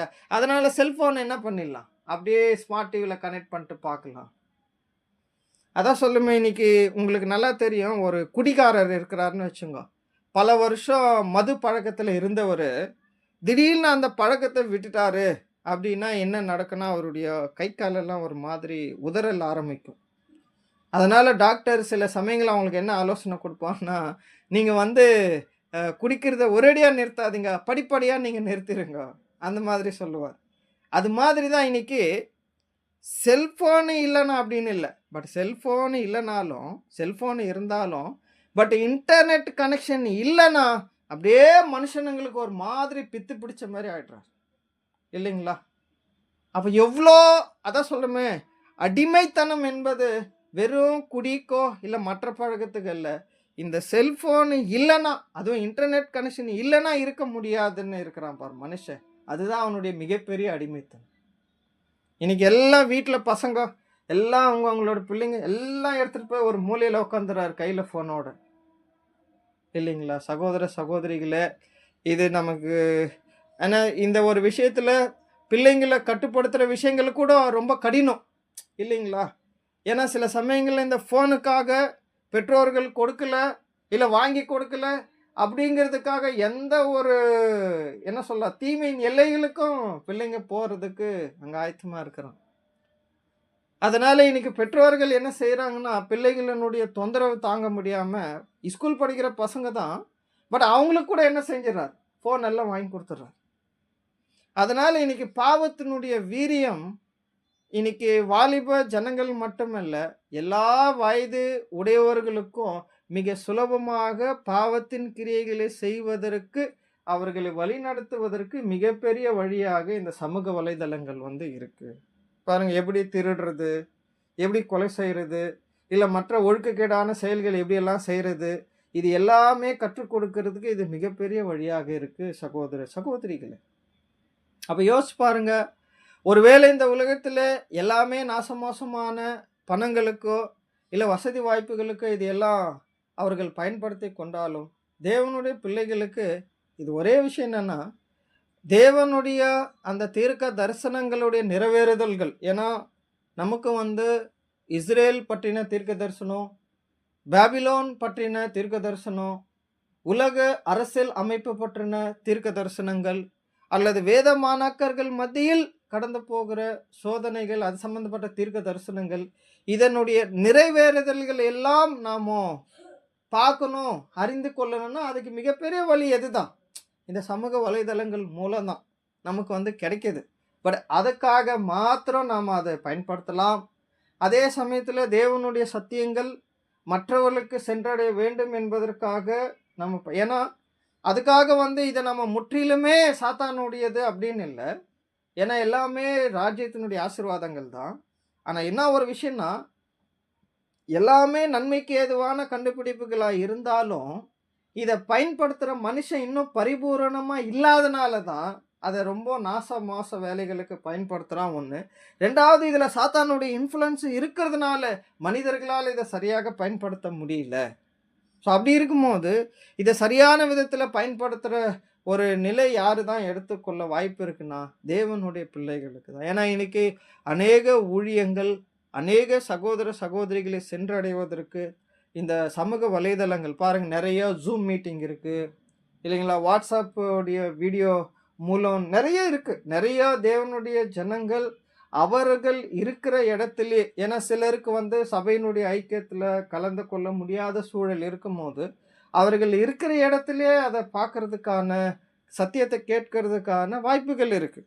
இப்படியெல்லாம் இருக்கும்போது என்னென்னா, நாமும் ஆவிக்குரிய வளர்ச்சிக்கும் சில ஆவிக்குரிய செய்திகளுடைய தகவல்களை பெற்றுக்கொள்வதற்கு மாத்திரமே அதை சொல்லுமே நம்ம எல்லாவற்றையும் நம்ம என்ன பண்ணலாம், அதாவது இதை பயன்படுத்தலாம். பட் பயன்படுத்துவதற்கென்று ஒரு எல்லை வரம்பு இருக்கு இல்லையா? ஸோ அதை நாம் மீறிடக்கூடாது என்பது தான் தேவ சித்தமாக இருக்கு சகோதர சகோதரிகளே.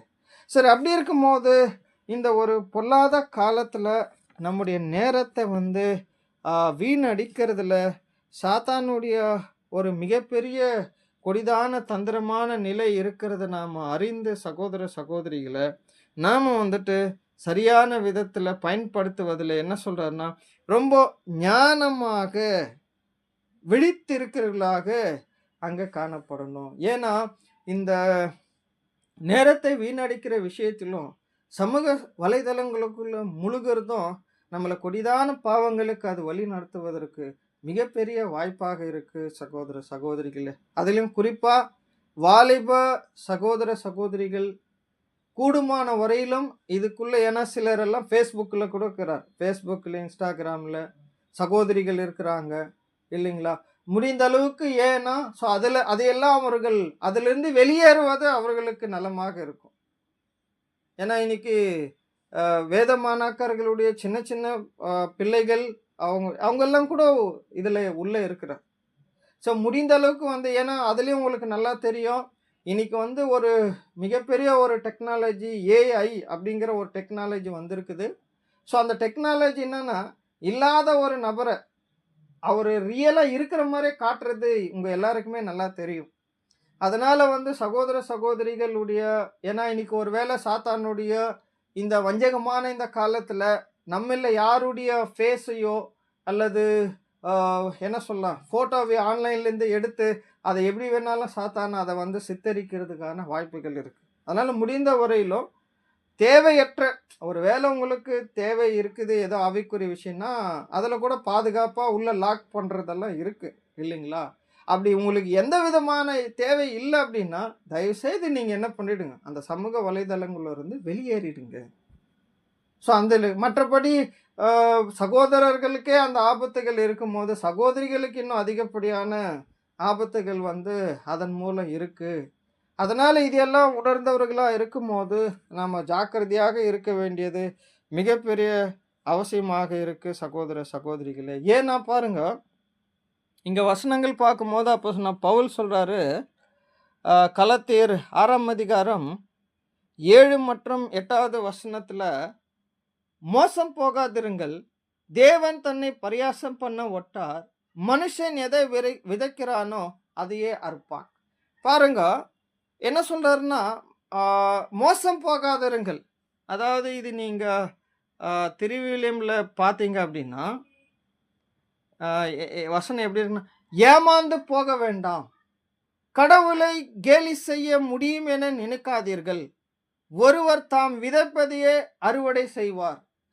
ஏமாந்து போக வேண்டாம். என்ன விஷயம்னா, தேவனை நம்ம யாருமே ஏமாற்ற முடியாது. பட் தேவனும் நம்மளை ஏமாற்ற மாட்டார். பட் தேவனை எப்படி நாம் ஏமாத்துறதா நினச்சிக்குவோம் அப்படின்னா பாருங்க, இப்போ நம்மளை சுற்றிலும் யாருமே நம்மளை கவனிக்க மாட்டாங்க. நாம் எல்லாம் ஒரு அறைக்குள்ளே தான் இருப்போம். ஆனால் எதையோ ஒன்று நம்ம பார்த்துட்டு இருப்போம் இல்லைங்களா? ஒரு வேளை இந்த ஆன்லைனில் இல்லை சோஷியல் மீடியா எதையோ ஒன்று தீமையானது, பாவத்தை தூண்டக்கூடியது அல்லது பாவத்தை நினைவு எதையோ ஒன்று பார்த்துன்னு இருப்போம். ஆனால் என்ன நினச்சிக்கோன்னா, யாருமே பார்க்கல. ஆனால் நல்லா புரிஞ்சுக்கலாம், தேவன் பார்க்குறாரு. ஆனால் நம்ம என்ன நினச்சின்னு பார்ப்போம்னா, தேவன் பார்க்கல, அதனால தான் அறைக்குள்ளே வந்துட்டோம் நாம் நினச்சிக்குவோம். ஆனால் ஆக்சுவலாக இது என்னன்னா, நம்மைய நாமளே ஏமாற்றி கொள்வதா. சரி, அது என்ன சரிங்க, மாம்சத்தினுடைய பாவத்தை தூண்டக்கூடிய அந்த மாம்சத்தினுடைய இன்ஃப்ளூயன்ஸை தூண்டக்கூடிய காட்சிகள் வீடியோக்கள் நீங்கள் பார்க்குறீங்க. அப்படி பார்க்கும்போது தேவன் பார்க்கலன்னு நினச்சிட்டு இருக்கிறீங்க. ஆனால் அங்கே ஒரு மோசம் நடக்கும் நம்முடைய விஷயத்தில். என்ன சொல்கிறாருன்னா, அதான் என்ன சொல்கிறாரு, ஒருவர் தாம் விதைப்பதையே அறுவடை செய்வார். தேவன் நம்மளை பார்க்கலன்னு நினச்சி எந்த காட்சிகளை பார்க்குறோமோ எதை கவனிக்கிறோமோ அது நாளடைவில் என்ன செய்யணும்னா, நம்ம மாம்சத்தில் எந்த பாவங்களை விட்டு வந்தோமோ அதையே திரும்ப விதைக்க வைக்கும்.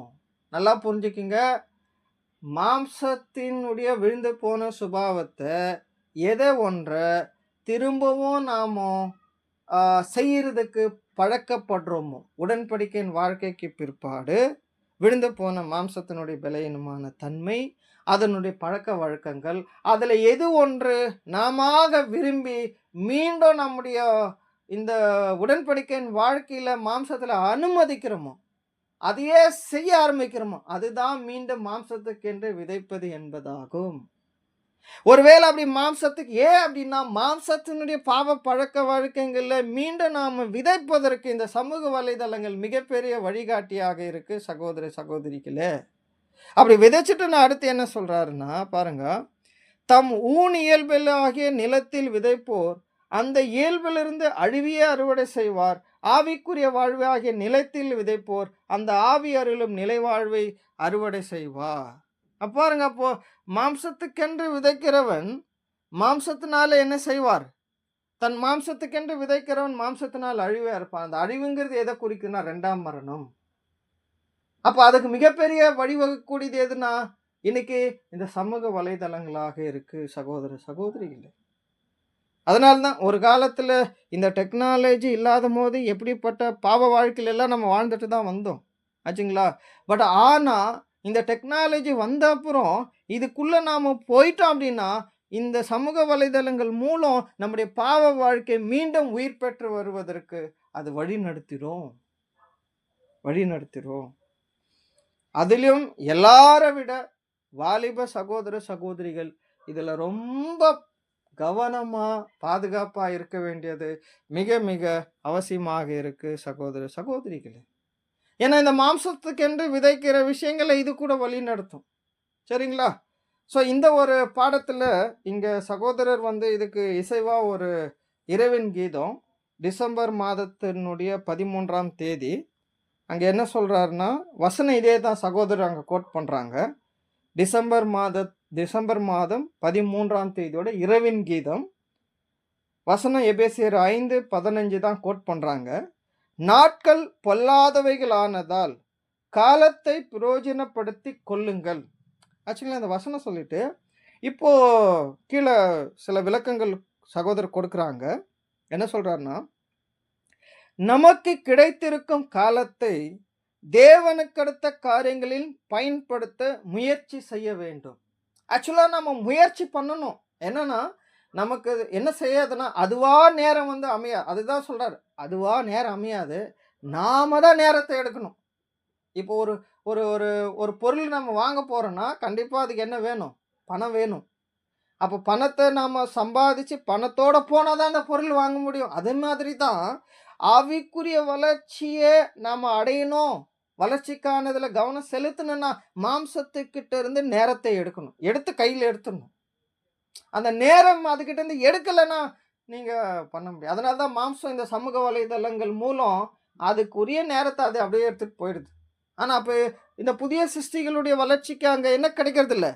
டைம் கிடைக்கிறதில்ல சகோதர, சகோதரிகளே. அப்போ நம்ம சொல்லிட்டு அடுத்து என்ன சொல்றார்ன்னா, நம்முடைய அத்தியாவசிய தேவைகள், அன்றாட வாழ்க்கை பிரச்சனைகள், உலகத்திற்கடுத்த சிந்தனைகள், இவைகளே நம்மை ஆட்கொண்டு விடாதபடி எச்சரிக்கையாய் இருக்க வேண்டும். பாருங்க, அன்றாட வாழ்க்கை பிரச்சனை. இன்னைக்கு பிரச்சனை இல்லாதவங்க உலகத்துல யாரும் கிடையாது. ஆவிக்குரிய குடும்பத்திலயும் யாரும் கிடையாது. எல்லாருக்குமே என்ன இருக்குது? பிரச்சனை இருக்கு. குடும்பம்னு ஒருத்தருக்கு இருந்துச்சா, கணவன், மனைவி, பிள்ளைகள் அப்படின்னு இருந்தாவே பிரச்சனை இல்லாமலாம் இருக்க முடியாது.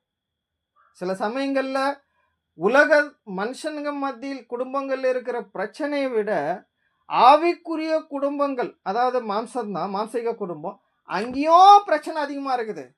ஆவிக்குரிய குடும்பமா இருக்கிற சபை ஐக்கியத்தின் மத்தியிலும் பிரச்சனைகள் அதிகமா இருக்கு. இல்லைங்களா? சில சமயங்கள்ல வேலை செய்யற இடத்துலயும் பிரச்சனை. அப்படின்னா பிரச்சனை இல்லாத புது சிருஷ்டிகள் மாம்சத்துல இங்க யாரும் கிடையாது. ஆனா என்ன சொல்றாருன்னா, நம்முடைய அன்றாட வாழ்க்கை பிரச்சனை இருக்கு. உலகத்துக்கு அடுத்த சிந்தனைகள், இவைகளே நம்மை ஆட்கொண்டு விடாதபடிக்கு எச்சரிக்கையா இருக்க வேண்டும். ஏன் அப்படின்னா, இந்த உலகத்துக்கு மாம்சத்துக்கு அடுத்த பிரச்சனைகளே நம்மள மைண்ட்ல போட்டுட்டோம் அப்படின்னா, அதுவே பேசின்னு, அதையே புலம்பின்னு, இல்லைங்களா? ஏன்னா பாருங்க, சில சமயங்கள்ல கல்யாணம் ஆகாதவருக்கு ஒரு கஷ்டம் இருக்குது. இன்னும் இது வயசு கடந்துச்சு, இன்னும் கல்யாணம் ஆகலேன்னு அதான் பைபிள் ஸ்டூடெண்ட்டுக்குள்ள தான். கல்யாணம் ஆகலேன்னு பிரச்சனை இருக்கு. சரி, எப்படியோ ஒண்ணு அவர் அடிச்சு புடிச்சு கல்யாணம் ஆயிடுது. ஆனா அடுத்து என்ன பிரச்சனைன்னா, ஏன் நாம கல்யாணம் பண்ணோம்? அப்படிங்கிற பிரச்சனை அடுத்து அவருக்கு வழி நடத்துது. சரி, ஒருவேளை அதிலேயே பிரச்சனை இருக்கும்போது அடுத்து என்ன வரும்னா, பிள்ளைகள் வரும். இல்லைங்களா? அப்புறம் பிள்ளைகள் எடுக்கும்போது அவங்க மூலம் இன்னும் சில பிரச்சனைகள் வரும். அப்போ கல்யாணம் பண்ணதே பிரச்சனை. அதுல பிள்ளைகள் பெற்றெடுப்பது இன்னும் அதிக பிரச்சனை. இல்லைங்களா? சரி, இந்த பிரச்சனையே ஒரு பக்கம் ஓடிட்டே இருக்கும்போது வேலை செய்யற இடத்துல பிரச்சனைகள். சரி, அந்த பிரச்சனை ஒரு பக்கம் இருக்கு. ஆவிக்குரிய குடும்பம், ஆவிக்குரிய சபை ஐக்கியம், அங்க போனா ஒரு சமாதானம் கிடைக்கும். அங்க போனா அங்க ஒரு பிரச்சனை. அப்படி பார்க்கும்போது அப்ப என்ன சொல்றாருன்னா, இந்த பிரச்சனைக்குரிய விஷயங்களையே நீங்க என்ன பண்ணாதீங்க, உங்க சிந்தையில நீங்க போட்டுடாதீங்க சொல்லிட்டு, அதாவது ஆட்கொண்டு விடாதபடிக்கு. அப்படின்னா அது எப்போ பார்த்தாலும் அந்த பிரச்சனை பத்தியே பேசுற அளவுக்கு நீங்க மாறிட வேண்டாம். இல்லைங்களா? இப்போ ஒருவேளை உங்களுக்கு குடும்பத்துல பிரச்சனை இருந்துச்சுன்னா, ஸோ அதை பத்தி பார்க்குறவர்கிட்ட எல்லாம் பேசிட்டு இருப்பார். ஒருவேளை எக்லீஷியால பிரச்சனை இருந்தா அதை பார்க்குறவர்கிட்டலாம் பேசினே இருப்பார். வேலை செய்கிற இடத்துல பிரச்சனை, இப்படி நம்ம எந்த ஒரு பிரச்சனையை தொடர்ந்து பேசிட்டே இருக்கிறோமோ அந்த மாதிரி முழுகிடாதீங்க. ஏன்னா அது கூட நம்முடைய நேரத்தை என்ன பண்ணிடும், வேஸ்ட் பண்ணிடும். சொல்லிட்டு அடுத்து என்ன சொல்றாருன்னா, பரத்துக்குரிய ராஜாவின் பரலோக காரியங்களை வெகு சிரத்தையாக செய்து முடித்திட புதிய நம்பிக்கையோடு புதிய சிருஷ்டியின் நோக்கமெல்லாம் அந்த ராஜ்யத்தை குறித்ததாகவே இருக்க வேண்டும். அப்ப என்ன சொல்றாருன்னா பாருங்க, கர்த்தர் இயேசு 2ஆம் வருகையில வந்திருக்கிறாரு. அவர் சாத்தான் கையில இருக்கிற அந்த ராஜ்யத்தை பிடுங்குற வேலை ஒரு பக்கம் செஞ்சுட்டு இருந்தாலும், இன்னொரு பக்கம் அறுவடை வேலை செஞ்சுட்டு இருக்கிறார். அவருடைய மணிகளை சேர்க்கிற வேலையை செய்துட்டு இருக்கிறார். அப்ப நாம என்ன செய்யணும்னா, அவரோட கூட இணைந்து அந்த வேலையை செய்யணும். அப்படின்னா என்னன்னா, தேவனுடைய பிள்ளைகள் 2 விதத்துல வேலை செய்யணும். ஒன்று, கர்த்தரோட கூட இணைந்து அறுவடை வேலை செய்யணும், சத்தியத்தை அறுவடை சத்தியங்கள் அறிவிக்கிற வேலை. இன்னொன்று வந்துட்டு சாட்சியின் வேலை, சத்தியத்தை சாட்சியா அறிவிக்கிற வேலை. இந்த 2 வேலையை நம்ம செய்துட்டு இருந்தோம்னா, நம்ம யாரு கூட சேர்ந்து வேலை செய்யணும்னா, மகிமையின் கர்த்தரோடு கூட சேர்ந்து வேலை செய்கிறோம் இல்லைங்களா? அதான் சொல்றாரு, அந்த அவருடைய என்ன சொல்லலாம், பரத்துக்குரிய ராஜாவின் பரலோக காரியங்களை வெகு சிறுத்தையாக செய்து முடித்திட நம்முடைய நோக்கம் எல்லாம் என்ன என்ன இருக்குன்னா, அந்த ராஜ்யத்தை குறித்தே இருக்கணும். பட் சாத்தானுடைய வேலை என்னன்னா, அந்த ராஜ்யத்தின் நோக்கத்திலிருந்து நம்மளை திசை திருப்பணும். ஸோ அதுதான் அவருடைய வேலையா இருக்கு சகோதர சகோதரிகளே. ஸோ அடுத்தபடியாக பார்க்கும்போது என்ன சொல்றாருன்னா, இதுவே நம்முடைய மைய கருத்தாக இருக்குமானால், இது ராஜ்யம் சம்பந்தப்பட்ட விஷயத்துல சபைக்கான ஊழியம் அல்லது சாட்சியின் ஊழியம், தனிப்பட்ட ஆவிக்குரிய அதாவது ஆவிக்குரிய நம்முடைய புதிய சிருஷ்டி வளர்ச்சிக்கு ஏதுவாக தேவனுக்கு அடுத்த எந்த ஒரு ஊழியத்திலலாம் நம்ம ஈடுபடுறோமோ, சரிங்களா, ஈடுபட்டுட்டு இருக்கிறோமோ அப்படின் போது என்ன சொல்றாருன்னா, நமக்கு அதிக நேரம் கிடைக்கும். கிடைத்த நேரத்தை பரலோக ராஜ்யத்துக்குரிய காரியங்களை படிப்பதற்கும் ஞாபகப்படுத்தி கொள்வதற்கும் நேரம் உண்டாக்கி கொள்வோம். ஆக சகோதர சகோதரிகளே, அப்போ பாருங்க, ஸோ நீங்கள் என்ன செய்யுங்கன்னா, இது ராஜ்யத்துக்கு அடுத்த காரியங்களில் நீங்கள் என்ன பண்ணுங்க, படிப்பதற்கும் ஞாபகப்படுத்தி கொள்வதற்கு நேரத்தை உண்டாக்கி கொள்வோம். ஏன்னா கிடைக்கிற நேரங்கள், ஏன்னா சில சமயங்களில் நமக்கு கிடைக்கிற நேரம் ஒன்று இந்த சமூக வலைதளங்கள் சாப்பிட்றது, இல்லைன்னா டிவி பார்த்து நேரம் கழியுது. ஏன் தேவையில்லாமல் மற்றவங்க பற்றி பேசியே நேரங்கள் என்ன ஆகுது, வீணாக போகுது. ஆனால் அப்படி இருக்கும்போது சொல்கிறார், அடுத்து நம்முடைய காரியங்கள் எல்லாம் உலக பிரகாரமான யோசனைகளில் நடத்துவோமானால் தெய்வீக ஆவிக்குரிய வாழ்க்கைக்கு நமக்கு நேரம் இருக்காது. அதாவது நம்முடைய காரியங்கள் எல்லாம் உலக பிரகாரமான யோசனையிலே போயிட்டு இருந்தா, உலக பிரகாரமாக மனுஷனுங்க எப்படி யோசிக்கிறா பாருங்க. இன்னைக்கு மனுஷருக்கு என்ன யோசிக்கிறாரு, சொந்தமாக இடம் வாங்கணும், வீடு கட்டணும், கார் வாங்கணும், பங்களா வாங்கணும், சொத்து சேர்க்கணும், எல்லாம் அவர் யோசனை அதே தான் இல்லைங்களா? பொழுது அதான் சொல்கிறோம், மனுஷ வாழ்க்கை என்ன, சம்பாதிக்கிறது, ஆடம்பரமாக வாழ்கிறது, சாப்பிட்றது, தூங்குறது, ஏந்து போகிறது, என்டர்டைன்மெண்ட் பண்ணுறது, அவ்வளோதான் அவர் வேலையை. அவன் வாழ்க்கையில் ஏதாவது பிரயோஜனமாக இருக்கா? ஒன்றுமே கிடையாது. சாப்பிட்றது, தூங்குறது, போகிறது, வர்றது, விளையாடுறது, டிவி பார்க்குறது, இதுதான் சொல்கிறான். எந்த ஒரு என்ன சொல்லலாம், அவன் வாழ்க்கையில் பிரயோஜனம் சொல்கிறது ஒன்றுமே கிடையாது இல்லைங்க. அதனால தான் இன்றைக்கெல்லாம் பார்த்தீங்கன்னா, மனுஷனுடைய இந்த யோசனைகளை ரொம்ப இழுத்து பிடிக்கிறதுக்கு இன்றைக்கி அதான் சொல்கிறேன், எல்லாம் ஃப்ளாட் விற்கிறாரு. எங்கே பாரு, நீங்கள் ரியல் எஸ்டேட் பிஸ்னஸ்ஸு பல வருடங்களுக்கு முன்னாடி இந்த அளவுக்கு கிடையாது, ஆனால் இன்றைக்கி அதிகமாக இருக்குது. அதனால தான் பைபிள் ஸ்டூடெண்ட் கூட என்ன யோசிக்கிறாரு, எவ்வளோ நாள் நம்ம வாடகை கொடுக்கறது, எவ்வளோ நாள் நம்ம குத்தகைக்கு வீடெல்லாம் எடுக்கிறது, பேசாமல் என்ன செய்யலாம். ஏன்னா இன்றைக்கி ஃப்ளாட்டு வீடு எல்லாம் எப்படி விற்கிறாருன்னா, இன்ஸ்டால்மெண்ட்டில் தரார், இஎம்ஐயில் தராரு. இன்றைக்கி ஒரு காலத்தில் பொருளுங்க தான் இஎம்ஐலாம் தருவாங்க, ஆனால் இப்போல்லாம் ஃப்ளாட்டு வீடு இதெல்லாம் கூட இஎம்ஐயில் தரார். ஏன் அப்படின்னா பாருங்கள், நீங்கள் யோசிக்கிறது நியாயம்தான். எவ்வளோ நாள் கடன் கொடுக்கறது, வாடகை இருக்குது, எவ்வளோ நாள் தான் குத்தகைக்கு வீடு எடுக்கிறது. அதனால் நம்ம என்ன சார், ஹஸ்பண்ட் ஒய்ஃப் 2 பேரும் நம்ம நல்லா தானே சம்பாதிக்கிறோம், பேசாமல் இஎம்ஐயில் போட்டு வாங்கிக்கலாம். சரி, அப்படி அந்த யோசனை நல்லா தான் இருக்கும். ஆனால் ஒரு வேளை அப்படி போட்டுட்டோன்னா இந்த இஎம்ஐ கட்டுறதுக்கு நீங்கள் என்ன பண்ணணும்? ஏன்னா நம்மள அநேகர் எல்லாம் அரசாங்க உத்தியோகத்தில் கிடையாது. அப்படி இருக்கிறவங்களுக்கே நிறைய போராட்டம் இருக்குது. எல்லாமே தனியார் கம்பெனியில் தான் வேலை செய்கிறோம். திடீர்னு கம்பெனி மூடிட்டான், வேலை இல்லை, எவ்வளோ நெருக்கடி உண்டாகும் பாருங்கள். அதே சமயத்தில் தேவனுடைய பிள்ளைகள் இந்த காலம் என்பது சேர்க்கிற காலம் இல்ல, ஏற்கனவே இருந்ததை அழிக்கிற காலங்கள். ஆனா இன்னைக்கு அதாவது சிலருக்கு வாய்ப்பு இருக்கும் வீடு வாசல் கட்டுறதுக்கு.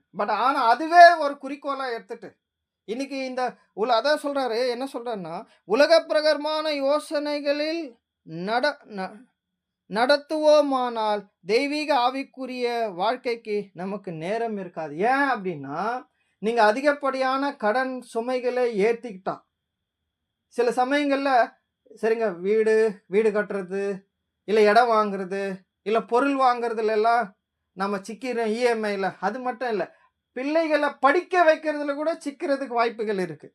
ஏன் அப்படின்னா பாருங்க, நம்மளுடைய சம்பாத்தியம் எவ்வளோ இருக்குதோ அதற்குள்ள தான் நம்முடைய எல்லா விதமான செலவினங்களையும் நாம திட்டமிடணும்.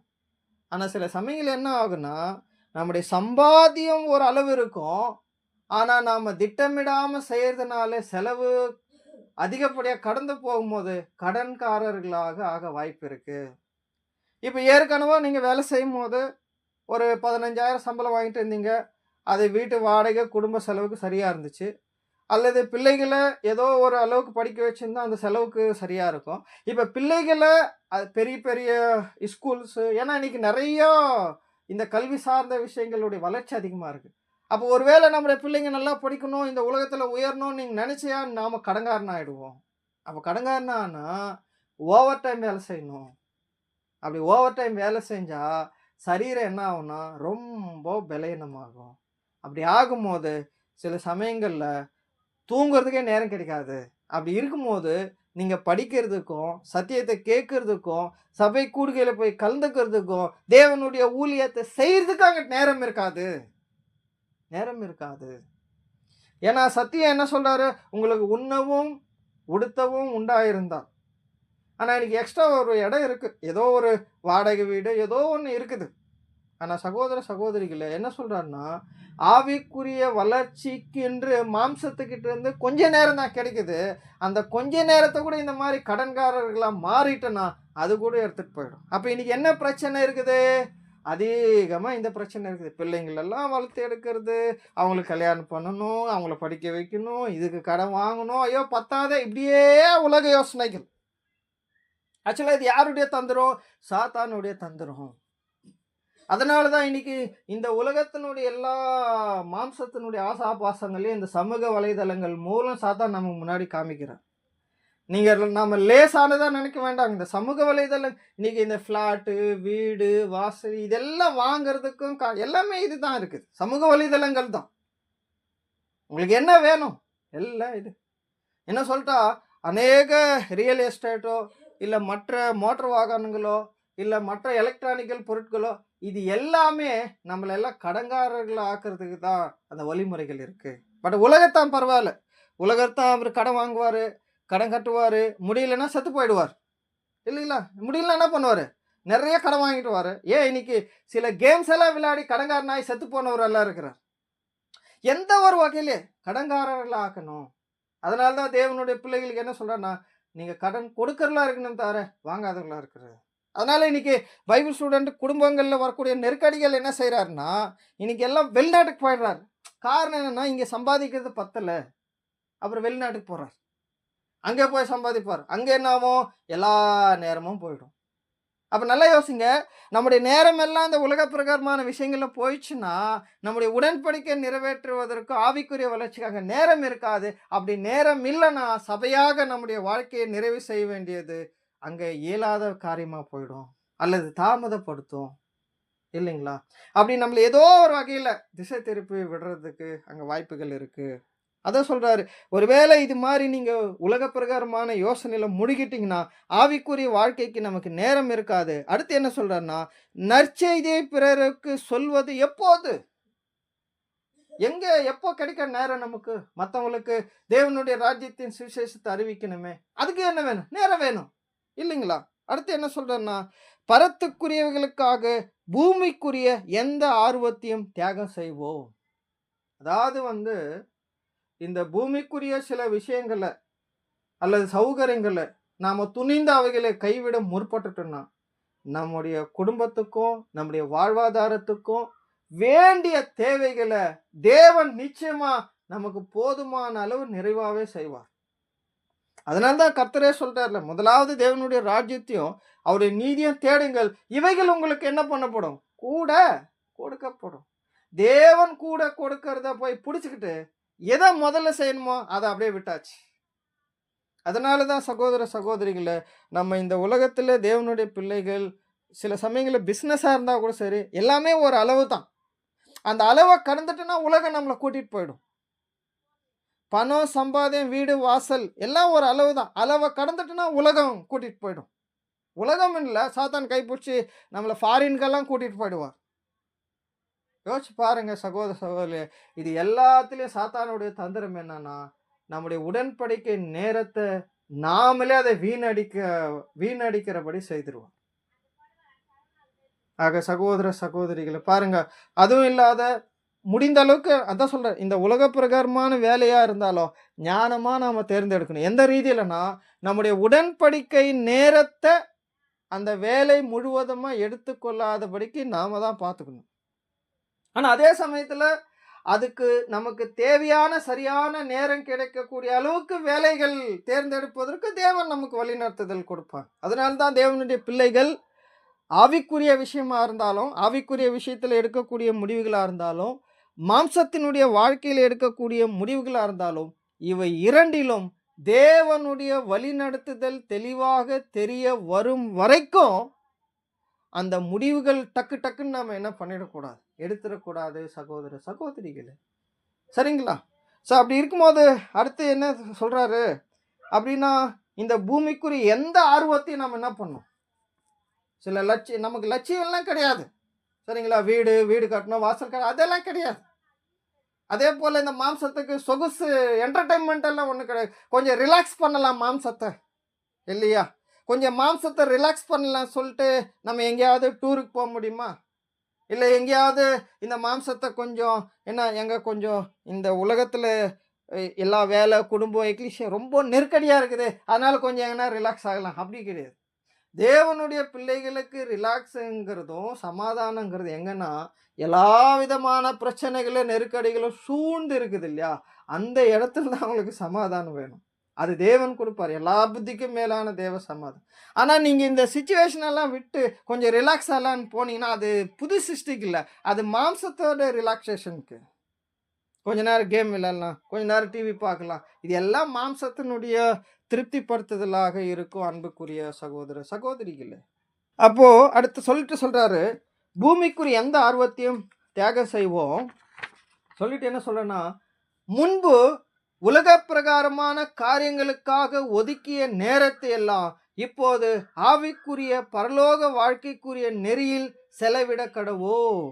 முன்பு உலக பிரகாரமான காரியங்களுக்காக இங்கேயும் அந்த உலக பிரகாரங்கள் நாம செலவாயிச்சுட்டு இருந்தா கண்டிப்பாக நம்முடைய ஆவிக்குரிய வளர்ச்சியை நாம் எட்ட முடியாது சொல்லிட்டு இப்போ நேரத்தை ஒதுக்கி என்ன சொல்கிறாருன்னா, ஆவிக்குரிய பரலோக வாழ்விக்குரிய நெறியில் செலவிட கடுவோம். நமது போதகரும் கர்த்தருமான அவரிடத்தில் நாம் நேர்ந்து கொண்ட புதிய சிருஷ்டியின் பிரதிஷ்டியை பூர்த்தி செய்ய தேவ சேவையிலும் உடன் ஊழியக்காரர்களான சகோதர சேவையிலும் எந்த தியாகத்தையும் செய்ய சித்தமுள்ளவர்களாகவும் நம்முடைய பொக்கிஷமும் பாக்கியம் யாவும் பரத்தில் உள்ளதால் அதையே மையமாக கொண்டு வாழ்வோம். ஆக சகோதர சகோதரிகளே, இந்த ஒரு காலகட்டத்தில் நம்முடைய உடன்படிக்கை நிறைவேற்றக்கூடிய விஷயத்தில் இவ்விதமான நெருக்கடியான இந்த சூழல் இருக்கும்போது நம்முடைய நேரத்தை நாம் சரியாக பயன்படுத்தி கொள்வதற்கு நமக்கு ஒரு ஞானமான நடத்தை இந்த காலகட்டத்தில் தேவையாக இருக்குது அன்புக்குரிய சகோதர சகோதரிகளே. ஸோ ஒருவேளை நாம் சொல்லிட்ட விஷயங்கள் வேணா ஒரு குறுகிய காரியங்களாக இருக்கலாம், மற்றபடி நீங்கள் அலசி ஆராய்ந்து பார்த்தீங்கன்னா எவ்வளோ விஷயங்கள் நமக்கு அங்கே கிடைக்கலாம் சகோதர சகோதரிகளே. ஸோ இந்த ஒரு விஷயத்தை நாம் நினைவு கொண்டு வரலாம். ஸோ இன்னும் அநேக விஷயங்கள் இருக்குது, அநேக சப்டாபிக்கள் இருக்குது. அது தேவனுக்கு சித்தமானால் வருகின்ற நாட்களில் நாம் பார்க்கலாம். ஸோ கேட்ட சத்தியத்தின்படி நாம் நடந்து கொள்வதற்கும் இந்த உடன்படிக்கையினுடைய காரியத்தை நாம் நேரத்தை சரியாக பயன்படுத்தி அதன் மூலம் நம்முடைய ஆவிக்குரிய வளர்ச்சியை நாம் அடைவதற்கு ஸோ தேவன் தாமே நம் ஒவ்வொருவருக்கும் கிருபையும் இரக்கமும் செய்வாராக. ஆமேன்.